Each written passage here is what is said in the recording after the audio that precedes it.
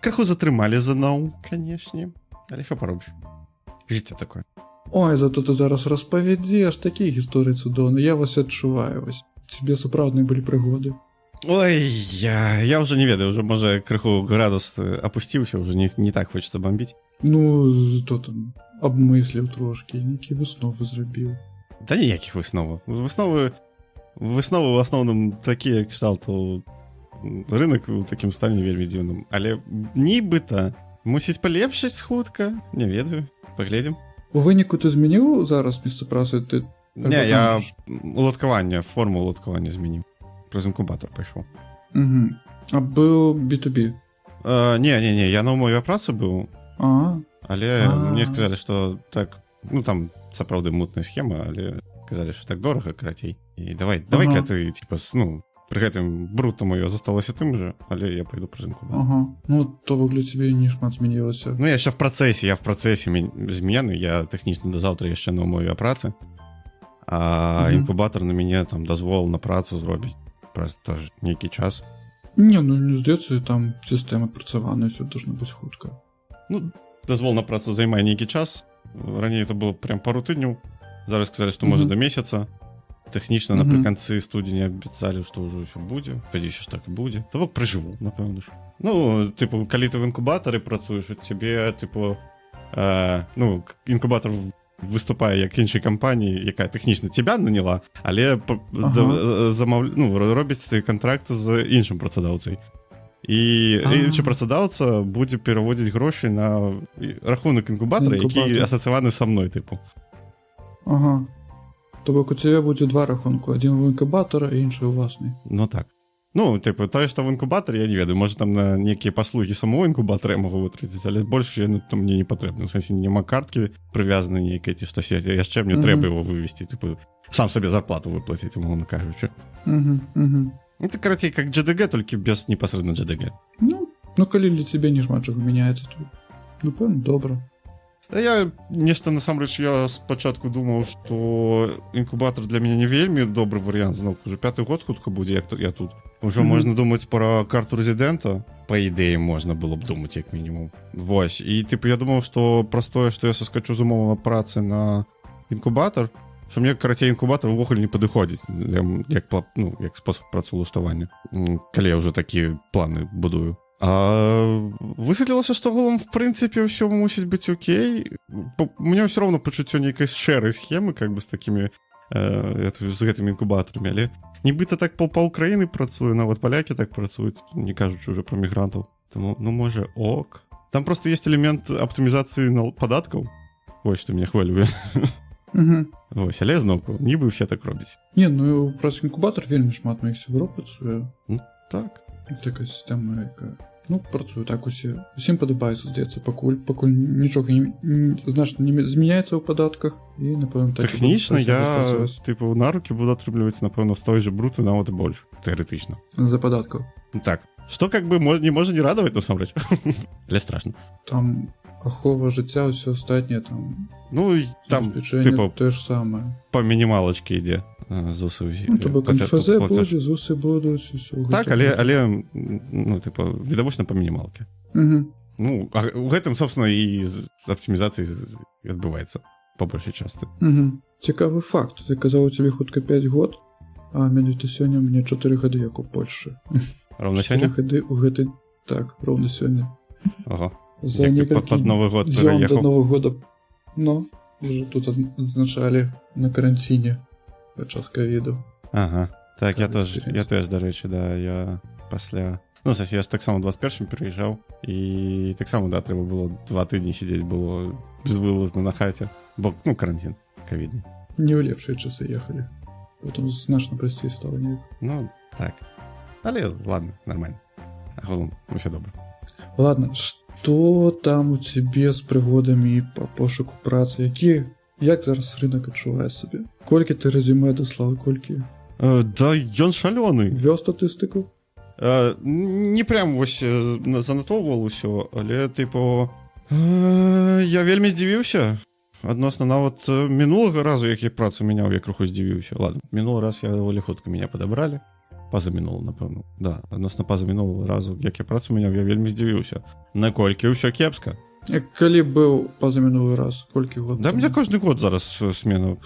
Ну, типа, так ці інакш, это змена працы. Нават і зараз у мяне тэхнічна змена працы адбываецца. Не глядзячы на тое, што я застаўся працаваць на тую ж фірму.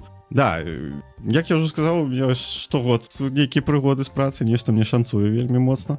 Але як ёсць, рынок у нейкім такім стане, не ведаю, может, конечно, перад святамі в канцы года уже, ведаеш, бюджеты выедзены, новыя толькі закладваюцца. Можа, у гэтым сэнсе, конечно, штосьці адбылося. Я не ведаю, шчыра. Ці датычнасці і да гэтага я таксама не ведаю. Якую ты вакансію шукаў, давай? Ну, сеньор, бэкэнд-інжынер. Ага, на пітоне і гошачкі, так? Так, я крыху больш хацеў свічнуцца на Go як асноўную мову праграмавання, але агулам я ніколі не адмаўляў пітону. І так, я яшчэ ўсё ж таки важна заўважыць, што я з самага пачатку пайшоў уже шукаць умова працы, это адразу, тыпу, не ведаю, скарачае рынок до 20%, напэўна. Вось, бо я, зноўку, я крыху не разабраўся ў нюансах і падумаў, што мне толькі умова працы агулам толькі і падыходзіць. Вось, JDG у меня няма, адчыніць, ці адкрыць, адчыніць толькі дзверы можна. Адкрыць я яго не магу па свайму статусу, тыпу, у меня ж працоўная віза, у сэнсе працоўная карта. Ну, як карта. У меня нават зараз ніякай карты няма, калі што. Адна пратэрмінаваная, другой не дачакаўся яшчэ. Вось, JDG адкрыць не магу, узяць, адпаведна, B2B працу не магу. А это вельмі вялікі, насамрэч, адсотак рынку. Прям каласальны, я б нават сказаў. Ну, то бок, вельмі шмат шукаюць менавіта B2B. Так. Так? Так. Насамрэч, калі у вас, да, калі у вас ІПшка, JDG в Польшчы, по ідзеі, праблем з гэтым мусіць не быць, бо рэальна вельмі шмат прапановаў менавіта так, як і ў самой Польшчы, так і па-за межамі. А праз інкубатор не пішуць там нічога? Ну, зноўку, я першы час думаў, што мне інкубатор не падыходзіць, потым ўсё ж таки даведаўся, што можа і нармальна, але я паспеў скасоўваць значны пласт прапаноў, ну, менавіта на размову просто прайсціся, бо думаў, што мне, ну, типа, а што толку, што марнаваць час адно-адное, калі мне такі фармат працы уладкавання не падыходзіць. Ну, ізноўку, як я думаў на той момант. Вось. У мяне, насамрэч, крыху, ведаеш, часу, можа, не хапіла, можа быць, чтобы ўсё ж таки атрымаць нейкі офер на умова працы, бо мне ўжо трэба было вызначыцца з бягучым месцам працы, ці я пераведуся ў інкубатор, ці я не пераведуся ў інкубатор. Я вырашыў, што я, напэўна, не хацеў бы пакуль рызыкаваць, я застануся на месцы, якое ў мяне фактычна ёсць, я просто зменю, да, фармат працы. Вось гэта ёсць, конечно, у мігрантаў у ўсіх, напэўна, адчуванне, што ну вельмі цыкатна змяняць месца працы, бо невядома, што будзе, і ад гэтага залежыць твоё легальнае становішча ў Польшы. Так, это вельмі важны такі нюанс. Знаку, вось карта рэзідэнта, калі ўжо дайдзём да гэтага і калі яе атрымаю, можа, тады і праблем не будзе, бо тэхнічна ты ж як чалавек, які амаль грамадзянін, просто без права голоса, ты можаш спакойна і JDG адкрыць, ты можаш тут не працаваць, і цябе ніхто не выганіць. Ну, гэта ж тая карта, якая даецца там пасля 5 гадоў і пасля экзаменаў. Так, ну, яшчэ вядома, як сталы побыт, але мне тут на днях падправілі, што это не зусім тое. На самай справе это не сталы побыт. Ну, карта рэзідэнта, яна, здаецца, трошкі лепш за сталы побыт. Не, я так зразумеў, што менавіта сталы побыт ты можаш узяць толькі... Ну, можа, дарэчы, это тычыцца якраз такі усякіх тых, хто па статусу бежанца, ці па статусу аховы, тады можна там пра карту побыту думаць, а карта рэзідэнта па працоўным толькі. Ну, вось, калі з сям'ёй я, напрыклад, тут жыву, і будзем падавацца, і, здаецца, я буду карту рэзідэнта атрымліваць, а ўсе, хто са мною, як прычэпам ідуць, яны... сталы побыт. Магчыма, таксама. Я такі нюансы. Шчыра, я як не спрабую зразумець усе нюансы заканадаўства, мне не атрымліваецца, таму я тут давяраю крыху больш спецыялістам. Што дадуць, то і добра. Ну, так. Калі не будуць выганяць станамі травкамі, я толькі за. Окей. Значит, каго там шукаюць зараз сёння? Якія вакансіі ўвогуле ёсць? Ты, ну, нібы, з аднаго боку звычайныя даволі, да, стала вельмі часта спытваць усялякія, типа, ці маеце вы досвед шыі? Я не памятаю, я не распавядаў на мінулым падкасці? Што? Распавядзі яшчэ раз. Ну, добра. Типу, ці маеце вы досвід працы шыі? Я такі, а што азначае досвід працы шыі? Типу, Ага. у меня он в нейкіх чынах розны ёсць. Да, я там в чат GPT звяртаюся. Это лічыцца за досвід? Я ў ламу паднімаў. Гэта лічыцца за досвід? Я нават спрабаваў праз N8N неяк свою локальную ламу наладзіць, чтобы ён, я не ведаю, мне з чатіка, я ему напісаў, он мне івент в календар напісаў. Херово працуе, не вельмі. Ага. Але нешта там туды-сюды неяк і атрымоўвалася. І ён мог мне агенду на дзень подвесці. Допустим, да, это лічыцца досвід? Напэўна, ўжо так. А тое, што я нейрасеткамі сціскання выяў рабіў на другім курсе універа, і я дагэтуль памятаю гэты курсач, мне вельмі спадабаўся і гэтак далей. Ну, типа, таксама лічыцца з нейрасеткамі праца, ці не, бо нейрасеткі же. Угу. Вось. І што адказалі?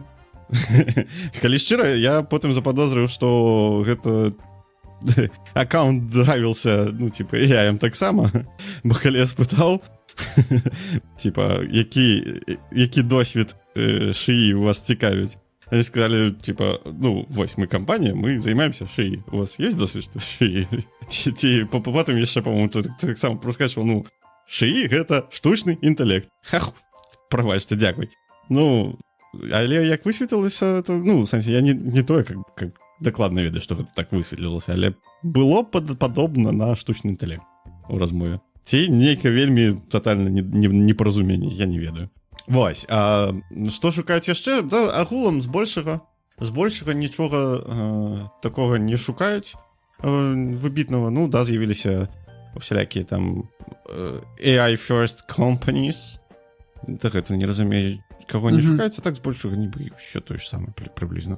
Ну і неяк выглядае нейкі маркетинг падобны на гэты, на блокчейны. Типу, мы першая блокчейн-кампанія.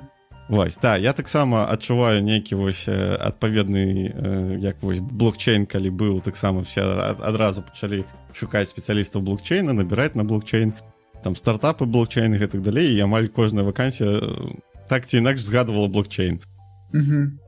Тое самае зараз шыі. Але зноўку не павальна ўсё ж такі, што не можа не радаваць.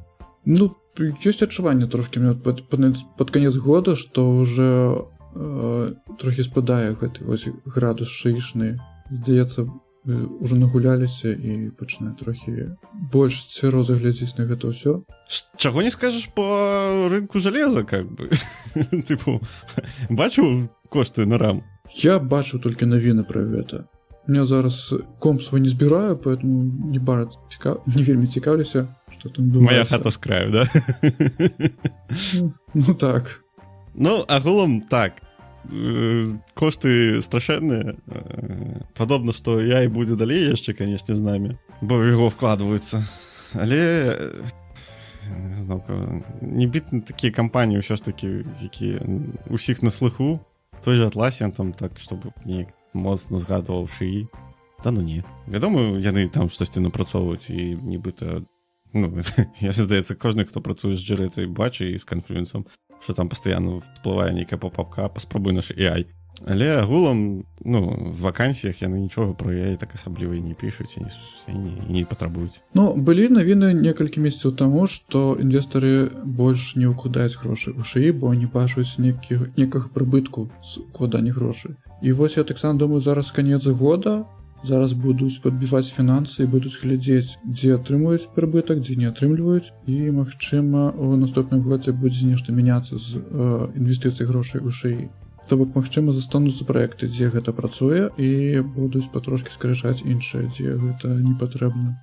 Ну і, можа, да лепшага. Мне не вельмі падабаецца гэта замарач на шыі. Не, ну, напэўна, што дзесьці нашоў, дзе шыі добра працуе ў сябе і таксама выкарыстоўваеш. Нешта, мне здаецца ж. Ты ведаеш, мне здаецца, кожны раз гэта расказваю, што мне найбольш падабаецца ім карыстацца як з гумовай качкай. Типа, у тебя есть некая идея, ты ее просто написал, и он там, может, ее как-то развернул под іншым кутом, показал гэтую самую идею, ты таки уже додумал, типа, ну да, и там, может, побудовал некое рашэнне на базе того, что вот гэтого диалогу высветлил. Але нават тут, мне здаецца, ён часам пачынае мяне ўводзіць у нейкі іншы бок, карацей. Штосьці, як некаторыя, хто падпісан на наш тэлеграм-канал, ведае, я запусціў свой блог тэкставы. Спасылачкі будуць у апісанні як і на тэлеграм, так і на блог. Так вось, штосьці перад тым, як я яго завёў непасрэдна, я вось такім чынам а-ля дыалогам з гумавай качкай размаўляў шыі, і ён мяне неяк уводзіў зусім у дзебры, пакуль я сам тыпу не датумкаў, што я, чаго мне не хапала, якога элемента, і на фоне гэтага как бы увогуле парыв завесці блог і з'явіўся. Бо мне шыі не дапамог, разумееш?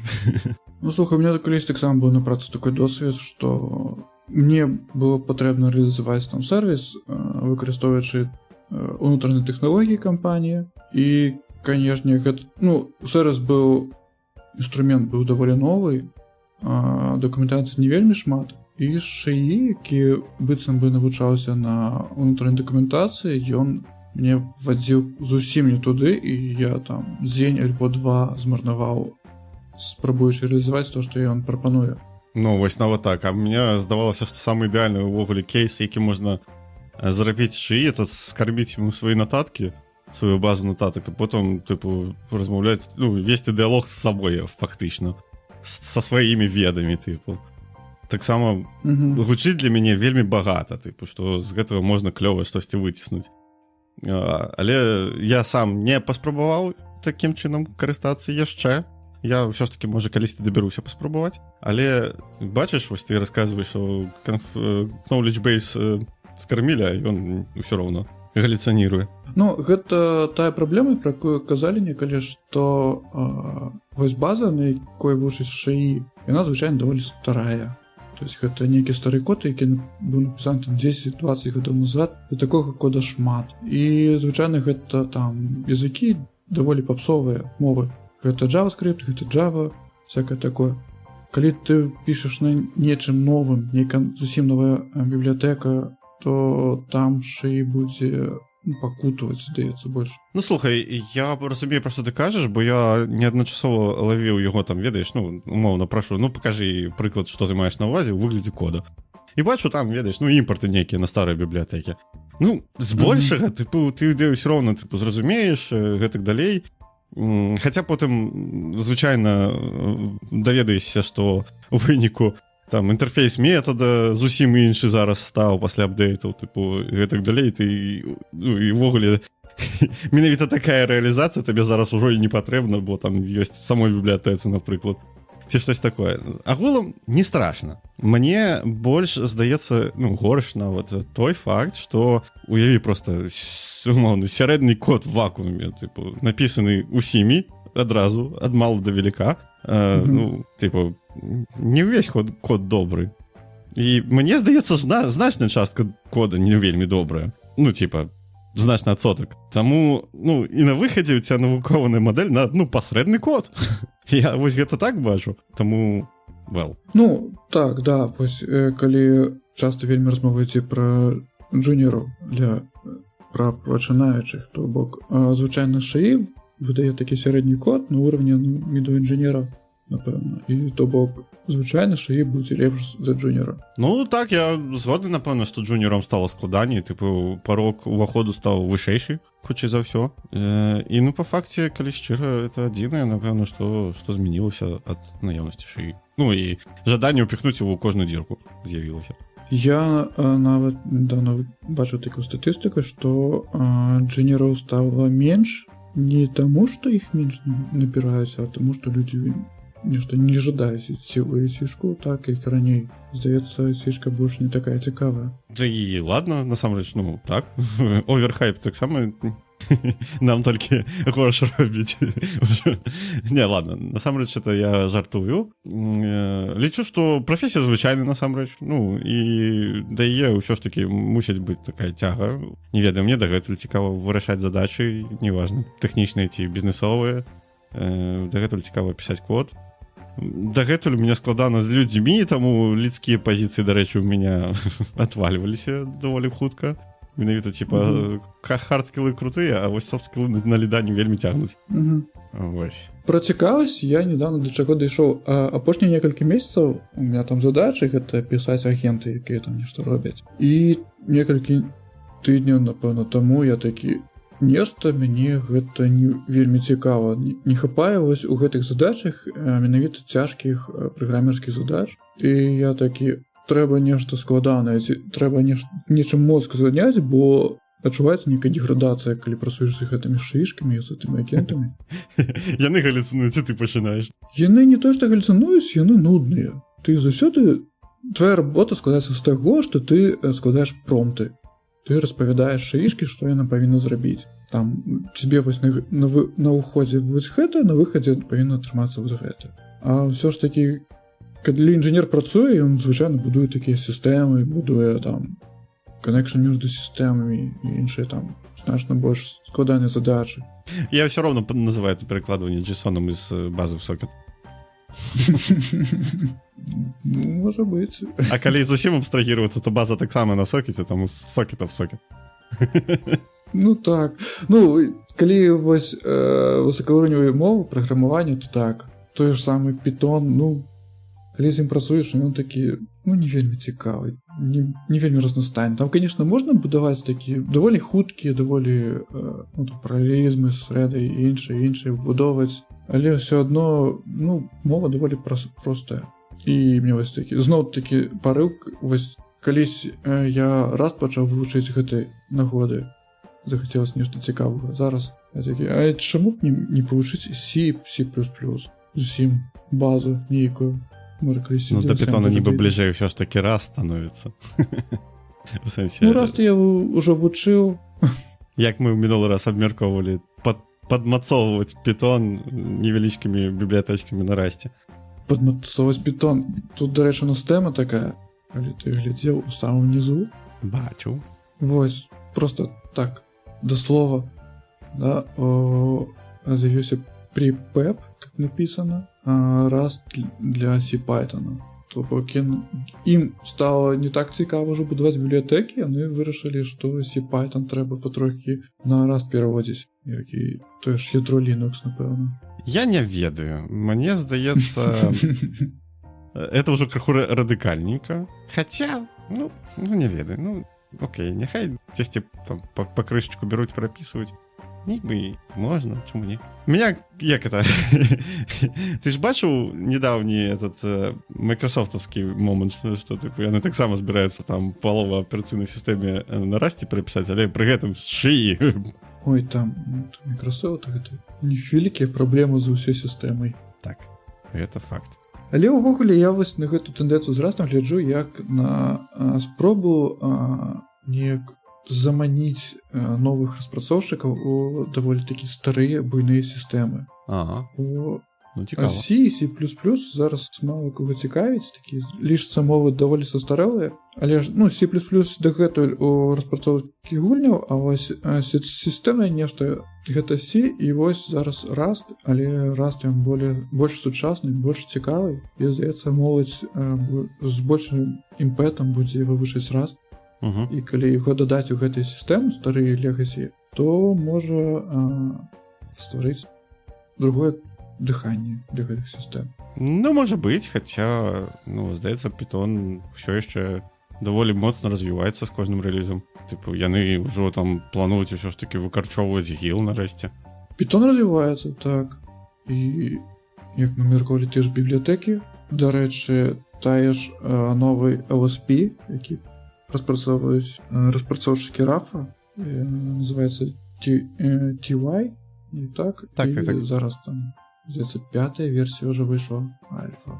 Так, кажуць, вельмі вялікі буст перформансу адносна MyPy. І MyPy, і PyWrite, ну, вядома. Майкрасофтаўскі дэфолтовы на TypeScript.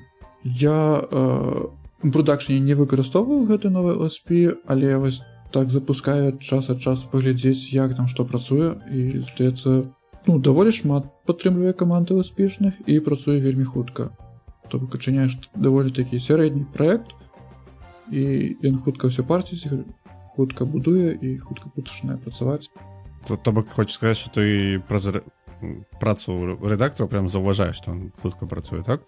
Ну, NVIDIA запускаеш у праекце, і там, калі PyWrite, то некалькі секунд патрэбіцца яму, каб усё распарсіць, пабудаваць, а гэты TY, ён, ну, імгненна спускаецца. Я агулам, дарэчы, зараз заўважыў, што Pyrite неяк вельмі, скажам так, спрабуе аптымізавацца, і калі ты там у тым NVMe файл ці не трогал сам, уласна, ці нейкія файлы, з якім ты працаваў, не трогалі гэты файл, ну, там явнага імпарта не было, ці щось такое, то ён как бы і нават і не спрабуе знайсці какой-нибудь сімвал, які я шукаю, які дакладна ў гэтым файле. Ну, кшталту, я заўважыў, што мне стало вельмі зручна, калі я просто памятаю там імя класа, напрыклад, ці щось такое, ці прыблізна імя класа. Ён нібы неяк можа аўтаімпорт там зрабіць, зразумець. Але зноўку, пакуль ты не чапаў файл, дзе непасрэдна клас знаходзіцца, ці файл, які яго ўжо імпартіруе, бяда, ён не бачыць. Ну, в сэнсе, трэба пайсці адкрыць файл, чтобы ўсё ж таки зрабіць, ну, скарыстацца гэтай функцыянальнасцю. А ты не спрабаваў гэты TY успешны? Не, яшчэ рукі не дабраліся, трэба паспрабаваць. Паспрабуй, бо, здаецца, у сваім блогу напісалі, што ён ужо там production ready і можна спрабаваць. Ну, дакладна, навода паспрабаваць, так? Раз production ready. Так, там яшчэ былі тэмы іншыя пра поиск працы. Ты хацеў абмеркаваць гэмблінг. Так, ну давай паспрабуем. Вось як ты лічыш, працаваць у гэмблінгу букмекерскіх кампаніях, это норм ці стром? Нарэшце, пытанні, якія, мне здаецца, вельмі важныя для падкаста айцішнага.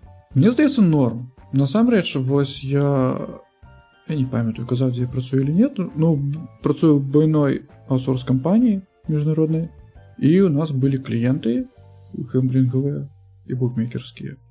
І мы працавалі з імі, і нармальна. То бок, калі для такой буйной кампаніі гэта не зашквар, то чаму і не? Тым больш, што гэта ўсё, ну, легальна цалкам. Гэта, я б не сказаў, што вельмі шкодна. Гэта не супрацоўніцтва з нейкімі там тоталітарнымі рэжымамі. Ну, так. То есть я, насамрэч, не бачу нічога. Тым больш, што недзе хтосьці казаў, што тыя ж порносайты, напрыклад, яны, ну, наперадзе прагрэсу па будаўніцтву відэаконтента. Ну так, лічыцца, што парнушка рухавік прагрэсу ўвогуле. Ну, яны ж там будуюць і вельмі добры стрімінг, яны там і інтэрактыўнікі, і там пра 3D акуляры вельмі шмат пішуць у гэтым кантэксце. Таму гэмблінг і букмекеры, ну чаму не? Яны працуюць у кожнай краіне, напэўна. Там ёсць грошы, там няма ніякага прымуса. Так, не ў кожнай. Ну, слухай, тут же ж заўжды як адвакаты, так сказаць, іншага пункту гледжання, як выступаюць, звычайна, што вы вось нажываецеся на хваробах іншых людзей, на лудоманіі. Як ты думаеш, што на гэты рахунак? Ну, слухай, можна тады казаць і што цукеркі прадаваць гэта вельмі дрэнна. Ну, бо людзі любяць там сладкага. Цукеркі за што? Я думал, ты алкаголь скажаш. Алкаголь ці там табак, а ты цукеркі адразу. Табак, на святое гэта... просто. Ну, ёсць людзі тлустыя, так, якія вельмі любяць цукерачкі. І людзі, якія прадаюць гэтыя цукерачкі. Адзін з іх савідоўца гэтага падкаста. Ага, ну. Ты тлустых, напэўна, не бачыў. Я тлустенькі. Ну, знайсці нешта дрэннае можна паўсюль у продажы чаго любых паслуг, любых тавараў. Ёсць хворыя на шмат якія рэчы. І такую мяжу будаваць, ну, я б не сказаў, што вельмі проста. Там, напрыклад, тыя ж вегетарыянцы, да, начнуць мясныя магазины ганьбіць. Што ты не пойдзеш працаваць у звычайную краму? Справедліва. У меня, дарэчы, таксама ёсць контраргумент на эту тэму. Мне здаецца, некаторыя сучасныя фрі-ту-плей гульні праекты таксама не вельмі далёка ад таго казіно адыходзяць часам. А то і горш бываюць. І таксама не зашкварна іх працаваць, хіба не? Ну так, былі такія навіны, што ў некаторых краінах, дзе лутбоксы, іх прымусілі распісаць, якія там адсоткі выпадзення тых альбо іншых рэчаў. Ну і гэта вельмі падобна на тое ж казіно. Так, так. Мы, до речі, яшчэ з вожыкам неяк таксама гэтую тэму абмяркоўвалі. Я нешта крышачку бывае хвалююся на гэтую тэму менавіта працу ў гэмблінгу. Неспакойна мне, карацей. Я не заўважыў важную типа, нюанс. У тебя что, офферов дофига? Чтобы выбирать. Я таки, блин, справедливо. Не, я лечу гэмблинг это окей. Я лечу, что створение відеоконтента гэта окей. Букмекеры, ну так само окей, чаму не. До рэчы, букмекеры вельмі падобныя на як яны клічацца, якія акцыямі торгуюць і іншымі там. Ну так. До речі, кажуть, у іх там сапраўдны хайлоэд, між іншым. А не то, что у нас вось гэта вось. Ну, можа быць. Так што, калі ў цябе ёсць такія оферы, лепей, напэўна, браць. Магчыма, там плоцяць трохі больш. Я теж так, до речі, думав, але по факті не обов'язково. Залежить, напевно, от все ж таки компанії. З некоторыми мне атрымлівалася домовиться, а некоторые меня прямо здзіўлялі по своих, типу, кампенсацыйных чаканнях, карацей. Угу. Ну, вось, што дакладна зашквар, гэта там працаваць з кампаніямі, якія ў нейкіх санкцыйных спісках. Гэта там кампаніі, якія супрацоўнічаюць з нейкімі краінамі не вельмі добрымі. Трэба некалькі разоў падумаць, калі ты працуеш на нейкую абаронку альбо нешта такое. Ну, ёсць такой момант. До речі, ведаеш, што даволі шмат гэмблінгавых фірмаў, незалежна ад таго, якого кшталту ты працоўнік, табе хутчэй за ўсё прыйдзецца прайсці дэтэктар поліграф. Хусні. Так, вось гэта. Я дагэтуль не разумею, навошта. Ну, типа, у меня реально все еще в голове не укладывается, навошта. Мне спробовали нават растлумачыць, і я все равно, я по-перше забыл уже шерсти. По-другое, ну, типа, а что это вам даст?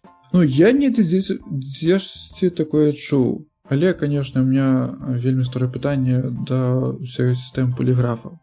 То яна, ну, не працуе так, як людзі чакаюць. Поліграф покажа ровно то, что покажа той чалавек, які гэтыя паказанні будзе чытаць. Ну так, гэта ўсё вельмі моцны чалавечы фактор. Вось, ну што, давай далей. У тебе яшчэ одна тэма пра поиск працы, і мы закроем гэты вялікі блок, я думаю. Я ж кажу, відавочна, што мяне хвалявала гэты час. Так, я хацеў, абмеркаваць на актуальнасць апытвання вось гэтых лид-код задачак ці падобных ім на інтэрв'ю. Як ты думаеш? У тебе былі? Атласен быў такі, так. Угу. Што зараз увогуле пытаюць на інтэрв'ю? Прыкладна так. Аднолькавыя пытанні розныя. По-рознаму бывае. Мне больш падабаецца, я сам такі інтэрв'ю звычайна праводзіў, это калі ты просто садзішся са сваім суразмоўцай, карацей, ты глядзіш у яго CV, ці ён у твае, ну, типу, в залежнасці, на якім ты баку. І, ну, пытае, карацей, распавядае пра свой досвед, я, калі што, задам нейкі удакладняючыя пытанні. І вы пачынаеце просто абмяркоўваць досвед, і калі там нейкае пытанне падобна на тыя пытанні, якія тут тычацца твоей цяперашняй працы, ты пачынаеш там удакладняць, а як вось гэта зрабіў, а чаму так вырашыў, гэтак далей. І ты пабачыш просто, як чалавек мысліць, ці рабіў ён увогуле гэта, што напісаў в CV, ці не.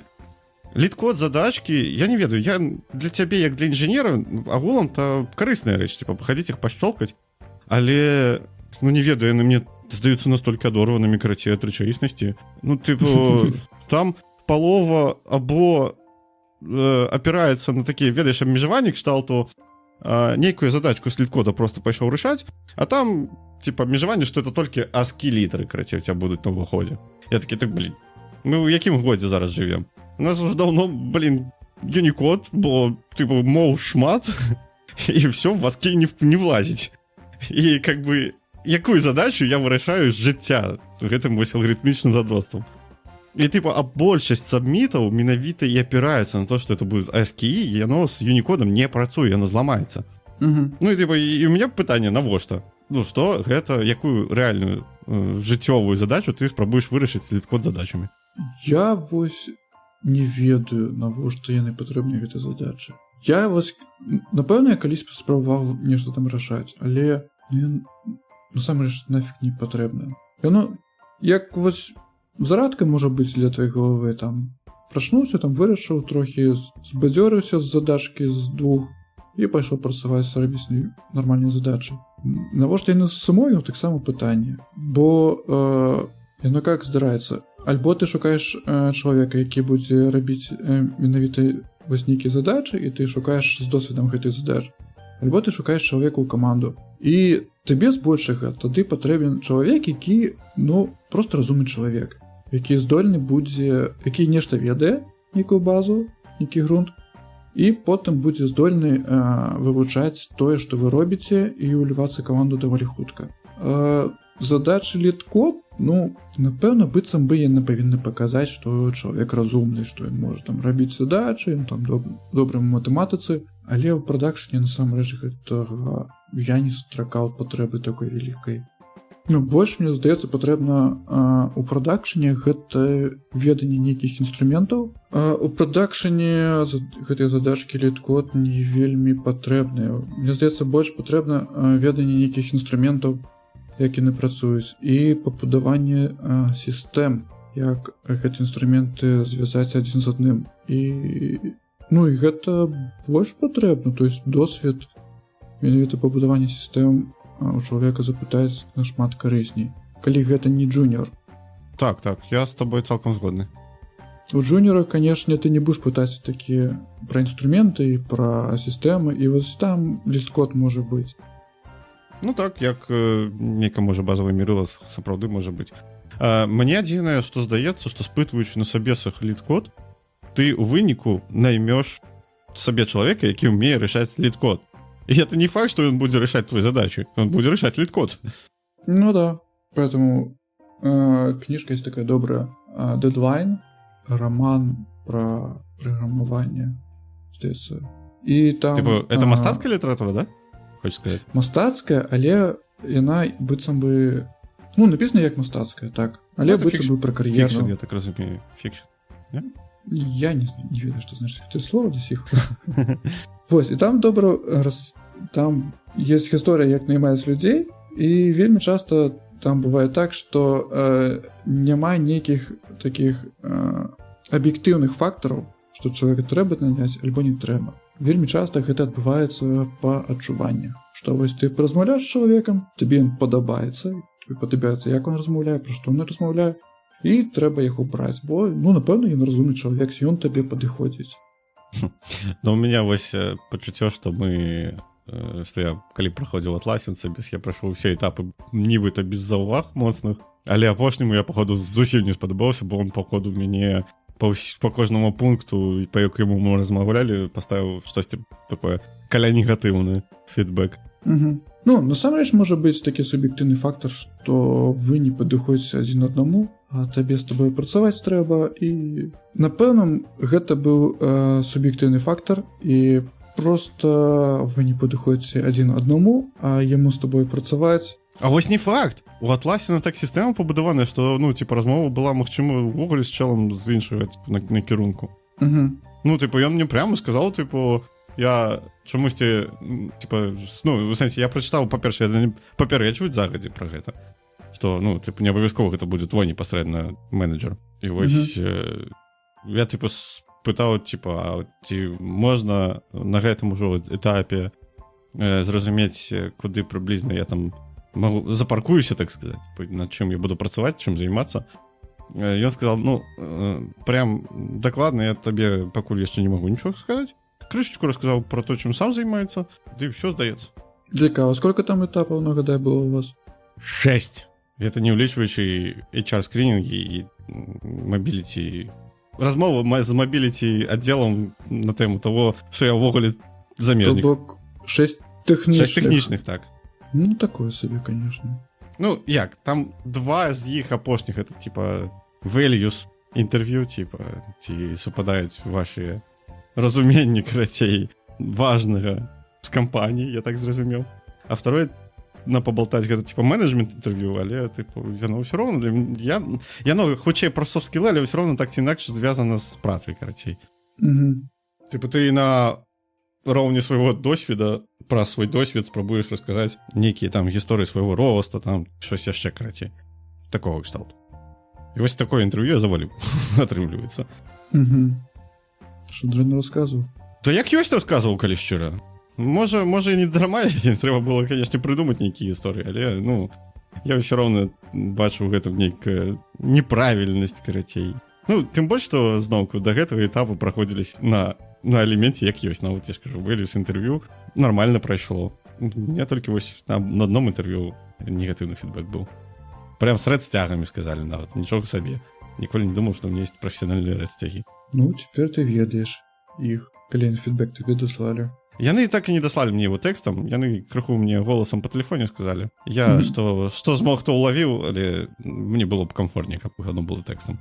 Але ну, можна паспрабаваць нагадаць. HR-ка, я паспрабаваў. HR-ка, дарэчы, мне сказала, типу, паспрабуйцеся праз паўгады, а літаральна, не ведаю, можа тыдзень таму прыслала мне пісьмо. А вось у нас есть пазіцыя на фуллстэк інжынера. Можа паспрабуйцеся. Я такі, можа не, типу, зноў гэтыя пекла в 6 этапаў, я стаміўся за мінулы раз, калі шчыра. Ну, я, караце, не адказаў. Ну, цікава. Ну, яна ж зацікавлена наняць чалавека на пазіцыю. Ну, напэўна. Мне здаецца, навогуле нават крышачку сама здзівавалася, што я не прайшоў. Ну, я два моманты падмеціў, карацей. Калі я прайшоў, по-моему, першы в другі тэхнічны сабес, калі я прайшоў, яна ўжо так, типа, неяк інакш да мяне ставіцца пачала, типа, окей, хорошо, ты падобны чалавек, які можа цікавы быць кампаніяй і так далей, і адразу неяк стаўленне змянілася в размове, это было чутно. А второй раз... Не кожны столькі праходзіць. Кшталту того. А другі раз, вось, менавіта, калі ўсё ж такі прыйшоў фідбэк, што мне ўсё ж такі, ну, задеклайнілі, яна такая, типа, ну, мне неяк адчувалось, што она расстроилась, карацей. Ну, можа, я, конечно, прыдумаў. З HR-амі звычайна прыемна. У іх прафесія такая, в сэнсе, спрабаваць размаўляць, быць прыемнымі, карацей. Ну так, а гэта ўжо технары херовымі софт-скілламі. Да зноўку, я бы не сказаў, што у меня херовы софт-скілы. Наадварот, я не пра цябе. Ну, я разумею, але, типу, я ж-то праваліў софт-скіловы сабе. Ну, типа, я не імкнуся не ствараць канфліктаў, ці іх разруліць, калі не стварыліся. Хіба это не класна. Так што, паважаныя слухачы, калі вы добры технар, таксама будуйце софт-скілы. Это можа быць важна. Ну, понятно. То бок, наступны раз, напэўна, будзе наступны годзе, калі будеш шукаць новую. Калі тэндэнцыя працягнецца кожны год працу мяняць. Ну так. Мы не павіталіся, дарэчы. Ну, гадзіна прайшла, наступная частка скончылася, цяпер можна павітацца. Не факт, што я не пераставлю гэтую частку наперад. Так і будзе, ўсё будзе добра. Вітаю, шановныя слухачы, гэта падкаст праграмісцкага кута. І мы тут абмяркоўвалі тэмы толькі што, якія звязаны з маімі прыгодамі на пошук працы. Вось, калі вы далучыліся. Здзівіліся, чаму мы ў пачатку пачалі проста адразу размаўляць, то вось.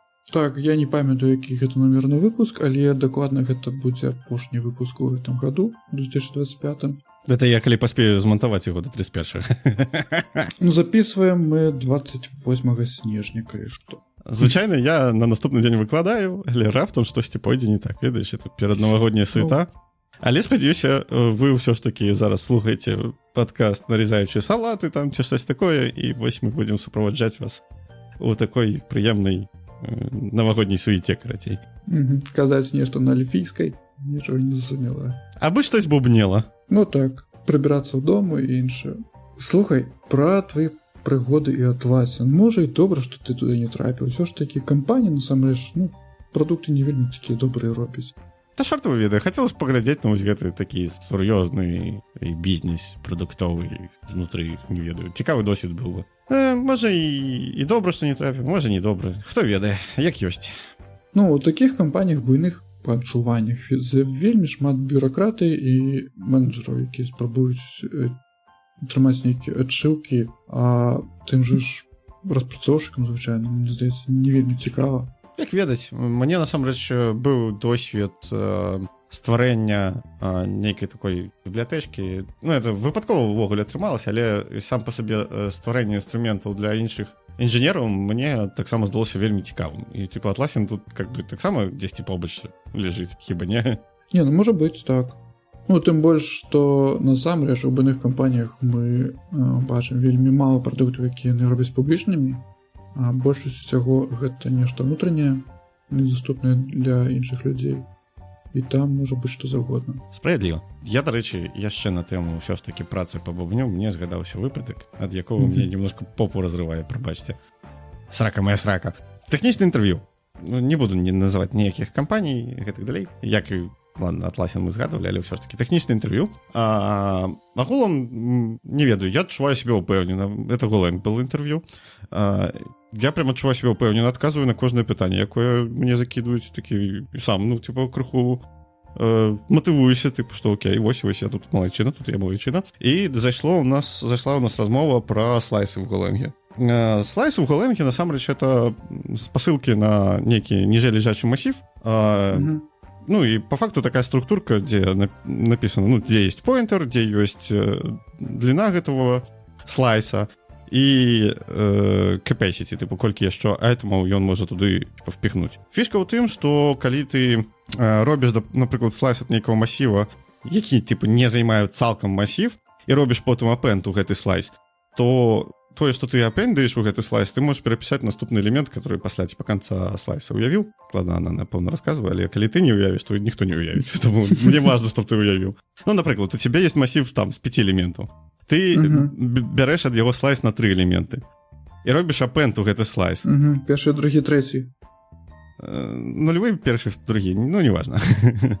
Ты робіш апэнд на гэты слайс, і у тебе, да, замест трэцяга элемента, ну, азноўку з нулём, замест трэцяга элемента в арыгінальным масіве будзе вось гэтае новае значэнне, якое ты зрабіў апэнд. Зразумела механіка, да? Ну так. Вось. І потым мне прылетае пытанне, мол, а ці заўсёды так? Ну, я кажу, ну, вядома, калі ты робіш апэнд, а оно не влазіць в гэты масіў, які ляжыць знізу, то адбудзецца рэалакацыя, ну, типу, выдзеліцца новая памяць пад гэты новы масіў, у 2 разы больше там capacity, ці які там дакладны алгарытм уже зараз, неважна. І зробіцца, ну, капіраванне таго, што менавіта в слайсе, і дабаўленне ўжо элемента в гэты новую памяць. Пры гэтым стары масіў, калі ў тебе засталася на яго спасылачка, ён застанецца нязменным. А потым прилетело пытанне, мол, типу, а калі взяць слайс не ад нулевого элемента, а, напрыклад, ад першага? Я аж ступор внік, бо, типу, а якая розніца? Ну, типу, яно паўсюль аднолькава працуе. Я кажу, ну, я не бачу розніцы, я не бачу на год в кампілятары штосьці змяняць на гэты выпадак. Таму усе ты ж правілы, калі в capacity влезе, то у тебя арыгінальны масіў муціруе, калі не влезе в capacity, то выдзеліць новую памяць, адпаведна, арыгінальны масіў нічога не зменіцца. Он сказал, нет, штосьці заўсёды, карацей, гэта адбываецца. Я такі, ну, окей, магчыма, я не ведаў, кажу, але я б ніколі на гэта не спадзяваўся. Вось это, вот, удакладніў такі момант, типу, я ввогуле, типу, лічу, што трэба з гэтым асцярожней, і, ну, ты ведаеш, што калі ты можаш муціраваць слайс, ты просто арыгінальны масіў больше не лічыш, типу, нязменным. Я б, карацей, на гэта не спадзяваўся. Ну, да, інтэрв'юер сказал, што нібы заўсёды будзе рэалакацыя. Вось. І я такі, типу, окей, а потым пайшоў, типу, чытаць спеку Голенга. Ну, пасля ўжо інтэрв'ю. І як у меня бомбануло, бо, блин, это лухта нейка, типу, чел, походу, подумал, что раз ты взял не ад нулевого индекса, а ад нейкага далейшага, то хутчэй за ўсё ты, типа, вылезеш у любым выпадку за capacity масіва. І тады будзе рэалакацыя. Ну, крацей. Я не ведаю, мне так потым, калі я ж пашоў реально чытаць спеку, і, типу, я побачыў, што што? Просто, каб ты ведаў, мне прыйшоў фідбэк на гэты сабес, мол, тэхнічна быў больш падкованы нехта там. Ну, взяли, типу, все хорошо, высоко, типа, цэнуем, але взяли іншага хлопца, бо ён быў яшчэ, типа, лепей. А я, типу, адзінае, што я згадываю, што такое пытабельнае, типу, у нашай размове было, это вось менавіта гэтае пытанне. Дзе я, типу, такі, окей, можа, я не ведаю. Типу, мне тут толькі што людзі разумныя кажуць, што так не працую вось так. Я такі, окей, допускаю, что это не ведаю. Але потым высветлілася, што, ну, типа, это слухта, што я меў рацыю. Ну, хіба што не сказаў типу, прям там, што типу вы несеце лухту, я сказаў, ну можа быць, я не ведаю, хаця я падкрэсліў, што я бы на гэта не арыентаваўся, шчыра кажучы, бо это такая сабе ідэя.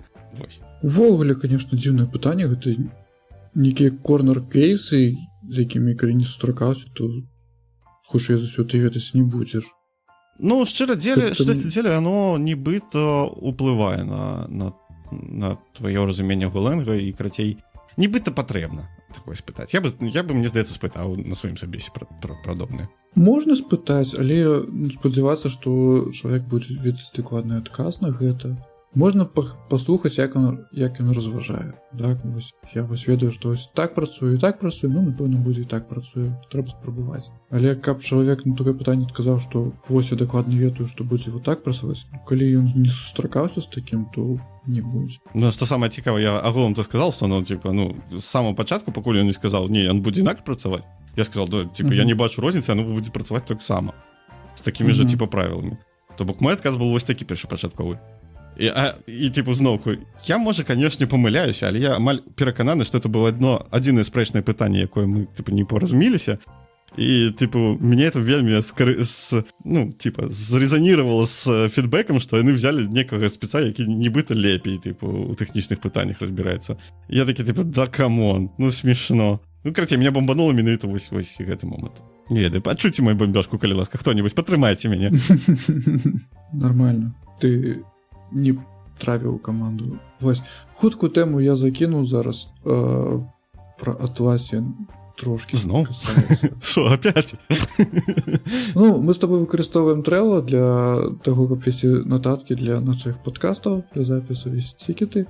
І недавно DHH, за якім я назіраю, даволі цікавы чалавек, ён рэкламаваў новы тул, які рэлізаўся, гэта fizi.do, неяк так. Нейкі новы канбан-борд. І яны рабілі з такой ідэі, што ён павінен быць простым, як яны калісь былі. Бо зараз усе існуючыя канбан-тулы, яны вельмі складаныя. Тая ж Jira, якая заўсёды была складана, той же Trello, дзе дадаюць невядома што, нейкія рэкламы трачаць, нейкія падпіскі прэміум і іншае. І вось яны вырашылі, што трэба стварыць нешта простае, зручнае, і гэты інструмент хосціцца бесплатна, і ён у open-source. То бок можаш сам іх захосціць. Ты сам можаш его захосціць, просто да, у іх тут адразу типа трек 1000 things free with Fuzzy. After that, it's only $20 per month. Ну, Enterprise так можеш там выкарыстоўваць, плаціць, ну і некаму вось ты зверху адразу, да, табе кідаецца в вочы. Типа, у тебе ёсць магчымасць 1000 тікетаў пацягнуць, а потым давай і плаці. Але так, view source ёсць, існуе, можна заселфхосціць, атрымліваецца. І выглядае цікава, то есть выглядае проста, выглядае прыгожа, і яны, здаецца, робяць вялікі упор на выкарыстанне хоткею. Вось прям яны запарліся там. Кожны дзень можна рабіць клавіатуры. У мяне ёсць, што сказаць на гэту тэму. Это ўжо даволі даўні досвед, але тады я працаваў не ў open space, а просто ў пакоі для каманды асобнай. Типа у нас в пакоі тупо вся наша каманда сидела. Былі калісь такія часы. Да, былі. Але в умовах, карацей, што у нас былі жорсткія дедлайн, мы, карацей, просто адкидывали Jira, у сэнсе Jira мы вели так хай-левельна, типа, што мы робім. Але мы взяли просто стикеры, взяли дошку, разлинеяли колоночки и писали мелкие тасочки просто уже на стикерах и двигали их руками. Шчыра, я не ведаю, мне так спадабаўся гэты досвед. Мне ён, так адгукнуўся, шчыра кажучы. І это на тэму простых тулоў, самы прасцецкі тул, які можа быць, это ўвогуле не ў кампе. Я дадам, я калісь хадзіў на трэнінг по Agile, і нам настаўнік распавядаў, што яны таксама так рабілі. У них быў whiteboard, і они рабілі налепкі, стикеры клеілі. І у них просто было такім чынам фізічнае абмежаванне колькасці айтэмаў. То есть у них быў абмежаваны бэклог, ён быў абмежаваны def in progress, і калі там заказчик прыходзіў, казаў, я хочу вось гэтую фічу дадаць. Мне казалі, вось тут няма месца. Фізычна впихнуць можаш? Не, доведення. Ну так, і ён просто браў там ніжнія тікеты, якія больш не патрэбны, і кідаў у сметніцу. І вось усе гэтыя джыры-борды, трэвел-борды і іншыя, яны спрабуюць скапіяваць гэты досвед фізічнай доскі, фізічнай дошкі. Але ж... І вось гэты інструмент, ну, па таму, як яно выглядае даволі проста. Магчыма, так і будзе неяк. А яно ж усё роўно, типу, это ж байтики. Ну, типу, вядома, ты можаш накласці ліміт, колькі у тебя там можа быць в кожнай колонцы тікетаў. Але усё яшчэ, типу, ты байтики, якія ты можаш захоўваць ледзьве не бясконца, не бясконцай колькасці. Таму вядома, што не, але, типу, уяўна бясконца для адной каманды. Ну, і, типу, усё роўна ёсць гэты саблазн, карацей, разрасціць бэклог усім, чым трэба і нічым не трэба. Ну, з іншага боку, яны, гэтыя таскі, якія становяцца неактуальныя, яны ўсё роўна тады в працу не праходзяць. Так, нават калі там будзе свалка. Угу. Але ўвогуле мне падабаецца, што ёсць людзі, ёсць кампаніі, якія будуюць, намагаюцца будаваць такія даволі простыя інструменты і эфектыўныя інструменты. Бо таксама мой власны досвед, я шукаў калісь нешта для нататак, каб рабіць нататкі, і такіх інструментаў, ну, іх да халеры. Это зараз Notion той же Obsidian, раней там быў гэты нататнік со слоном, OneNote і іншае, і OrgMod. Але я вырашыў, што прасцей за ўсё гэта фізічны нататнік, і ён працуе, ну, супер цудоўна. Не, мне з фізычным не супрацоўвала нешта. Мне трэба, каб яны ўсё ж таки былі лічбавыя, мне патрэбны спасылачкі яўныя. Пажадана яшчэ, каб я мог, не ведаю, нейкую типізацыю к этому прыкруціць, што з'яўляецца ідэяй, што з'яўляецца думкай, што там з'яўляецца ідэяй для падарка, там, я не ведаю, штось такое. Ну, напрыклад, просто кідаю з галавы. Вось. Ну, типу, такого кшталту, таму я ўсё ж таки на Obsidian сижу.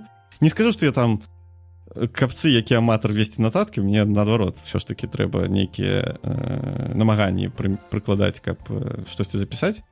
Я не магу до конца ўвайсці ў гэтую культуру, але агулам мне падабаецца, што некаторыя рэчы, якія мне падаліся цікавымі калісьці, ужо запісаныя, я калі што магу іх знайсці. У мяне гэта вельмі добра працавала фізічныя нататкі, калі я там цімлідзіў каманду, і яно працавала як ежедневнік, то бок зранку пачатак працоўнага дня я рабіў спіс задач, які трэба зрабіць, і цягам дня я выкрэсліваў то, што зроблена, і ў канцы дня ты глядзіш там, я зрабіў там 5 задач, напрыклад, за сёння. Ну, і гэта добра, гэта адшукались уласнае. І астатняе ты там на наступны дзень пераносіш. Ну, то бок пішаш заново ў штодзённіку на наступны дзень, так? Ну, то, што не паспеў, то, што не так патрабуе увагі, не так важна, так пераносіш. Марнаванне дрэў. Ну, і гэта было прасцей, чым лічбавыя варыянты. Яно ж не індексуецца, поэтому нельга шукаць. Голова тебе навошта? Я думал, сэнс нататак, чтобы голову крыху разгрузіць, типу, ведаеш. Ну, так, ты там якоры кідаеш, што вось трэба зрабіць, і ўсё. Не, і калі яно не індексуецца, я лічу, што это марнаванне мёртвых дрэваў. Ну, кожнага па-свойму ўсё працуе, канешне, трэба шукаць уласны зручны інструмент. Ну так. Я ўсё яшчэ, бывае, ну, типа, лаўлю себе на думцы, а што варта запісаць, а што не варта запісаць. Па ідэі, варта запісваць усё, але неяк оно ўсё роўно не кладецца мне ў голову, не нацягваецца на маю галаву прям ідэальна. Я таму у меня вельмі ўрывіста, лінкаванне такое сабе, там, дзесьці я, ну, вот, штучна бывае, штосьці залінкуеш, дзесьці я, ну, вроде відавочна, натуральна, но неяк атрымліваецца. Але ўсё роўно, такое яно у меня непрычосанае, не ведаю, карацей, можна так сказаць. Ну вось у мяне лічбавыя нататкі заўсёды ў нейкую сметніцу ператвараюцца даволі хутка. То закідваю ўсё, а потым ніколі не гляджу, што там запісана. Вось зараз я вырашыў, што то, што мне патрэбна, там адкрытая ўкладка ў браузары будзе там некаторы час у мяне. То, што не так вельмі патрэбна, ну я ў пошукі зноў найду, напэўна. Куды не дзенецца. Я вось, дарэчы, лавіў сябе пару разоў на думках, што Блін, я же ведаў нейкую такую бібліятэчку, мне б яна зараз вельмі была б патрэбна. І не магу её знайсці. Літаральна не магу знайсці. Ну, типа, ні назвы не памятаю, ніяк, ні што там пісалось в Redmi. Типу, ну, час патрэбны. Я вырашыў, што такі вось good findings я ўсё ж таки буду прям спасылку класць кудысьці в Obsidian. Магчыма, яна ўжо deprecated. Просто можна знайсці. Ну, мне здаецца, я ў выніку её знайшоў, але, типу, мне не спадабаўся гэты экспірыенс, бо я памятаю, што я шукаю, але не магу знайсці. Яна, па-моему, нармальная, ўсё з ім добра. Просто ключавых словаў не мог нармальных згадаць падходзячых. Щось такое, я не памятаю ўжо дэталёва, типа, якія абставіны былі, але мне не спадабалася, я вырашыў, што я буду закидывать не толькі зорачку на гітхабе ставіць, але яшчэ закидывать у нотаткі. І, ну, камент пакідаць сваімі словамі, типу, што я пабачыў, што чым яно мне цікава, навошта мне гэта трэба захаваць. І апошняе, што я дадам пра гэты інструмент, я паглядзеў яго ісходнікі, і ён напісан на Ruby. Вельмі нечаста зараз нешта выходзіць на Ruby, вельмі мало хто піша. А, это Basecamp. Яны ж, по-моему, пастаянна штосьці на рубях рабілі такого кшталту, не? Не ведаю. Мне такое адчуванне, што ў іх уже не першы трекер выхадзіў з іх пера. Не ведаю, што яны яшчэ рабілі. Але я вось паглядзеў на ісходнікі і вспомніў, што вось калісь я пісаў таксама на Ruby, і вельмі цікавая мова, насамрэч вельмі прыгожая. На ёй вельмі атрымуеш задавальненне, калі выкарыстоўваеш, але там праблема ёсць з хуткасцю, там ёсць праблема з нейкім функцыяналам, то есть Python яе перамагае. Я крыху знаём з эліксірам, і кажуць, што Ruby эліксір вельмі типу падобныя мовы. Ну, па сінтаксісу. Гэта правда ці не? Ну, я з эліксірам не знаёмы. Окей. Я просто ведаю, і чым мне не падабаецца эліксір, што ён настолькі там развітае метапраграмаванне, што ў тебя лічы, што новы праект, это лічы новую мову праграмавання. Я не ведаю, ці ёсць такое ў рубях? Такое ёсць у Ruby on Rails. Вось калі я вывучаю яго там некаторы час, там ну просто ты нейкія словы пішаш, якія трэба вывучыць унутры класа, там нейкія аб'яўляеш філды і пачынае неяк працаваць. Гэта мне не вельмі спадабалася. Не зусім, гучыць не зусім тое.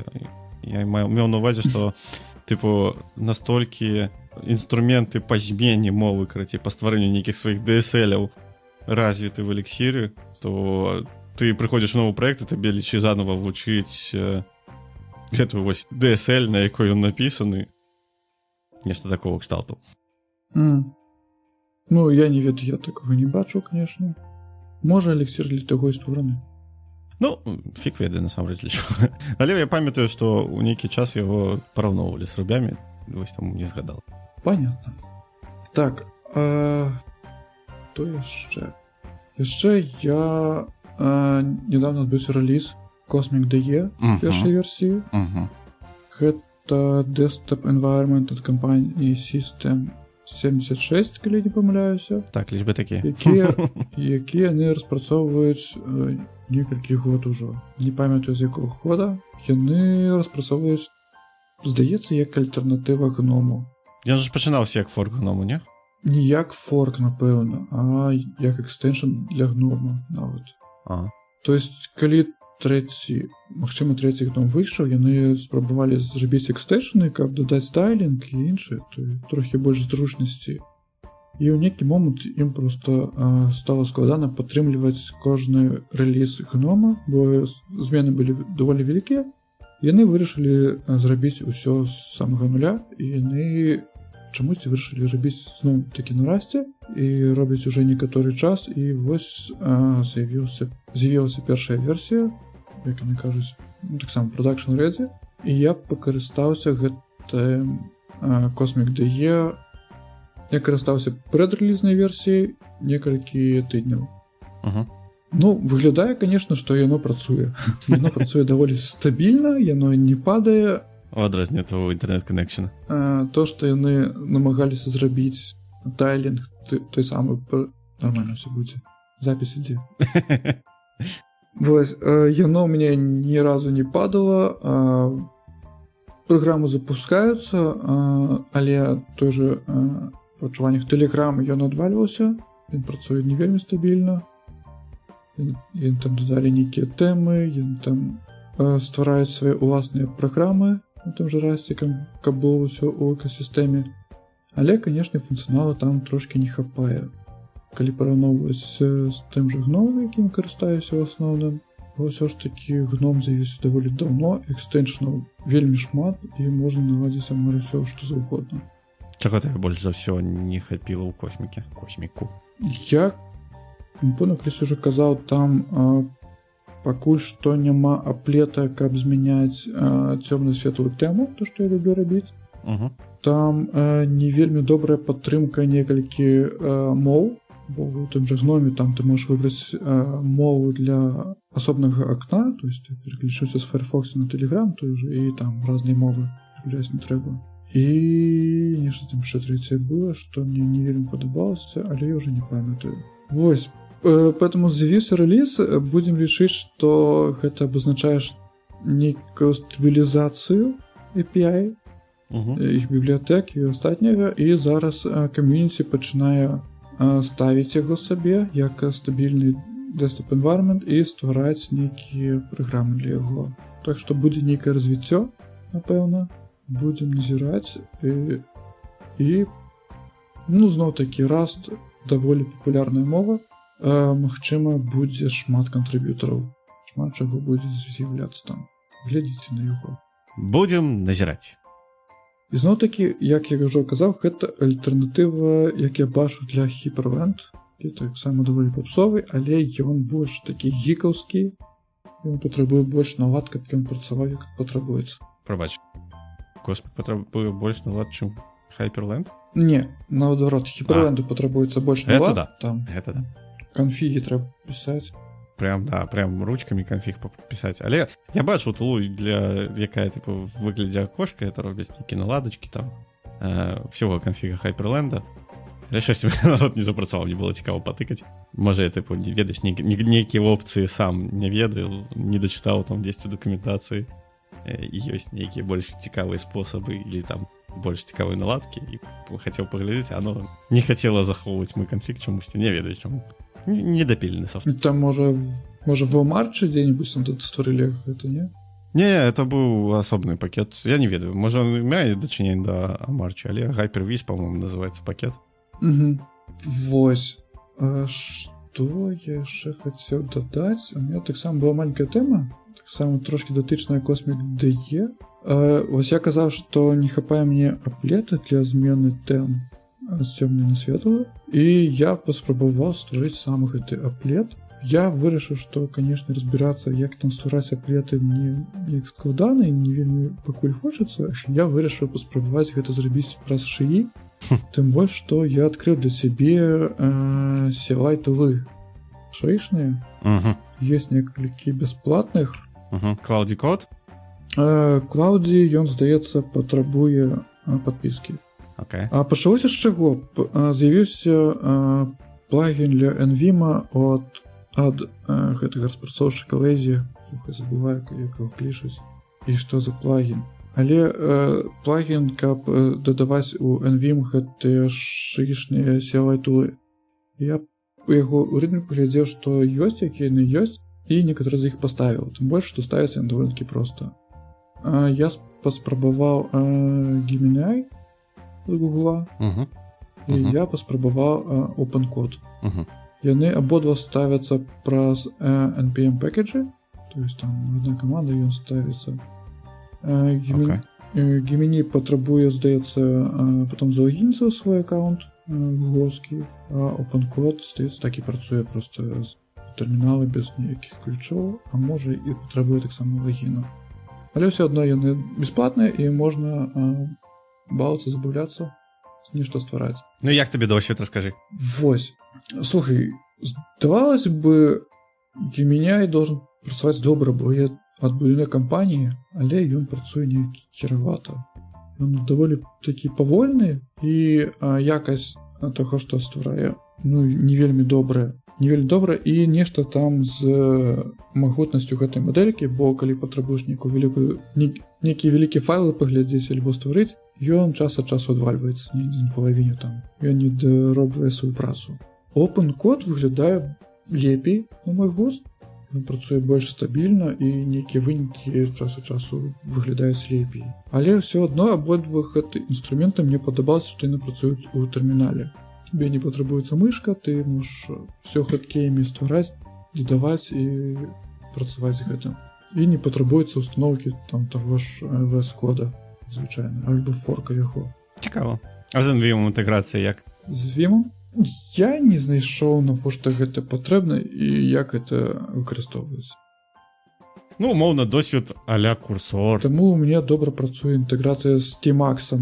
А-ля курсор, это на VS кодзе, які зроблены, напрыклад, що типу, ти йому там виділив 3 радкі і кажеш, мені вообще не подобається, зроби лепей. Можа і працуе, але мне здаецца, патрабуецца платная падпіска Copilot. Бо у Copilot там же ёсць свой LSP, зноў такі, і там гэта ўсё можа працаваць. Ты інструменты, што я выкарыстоўваў, яны вось менавіта як чат-бот, то есть я іх адчыняю у Tmax панелі альбо на табе і там з ім размаўляю.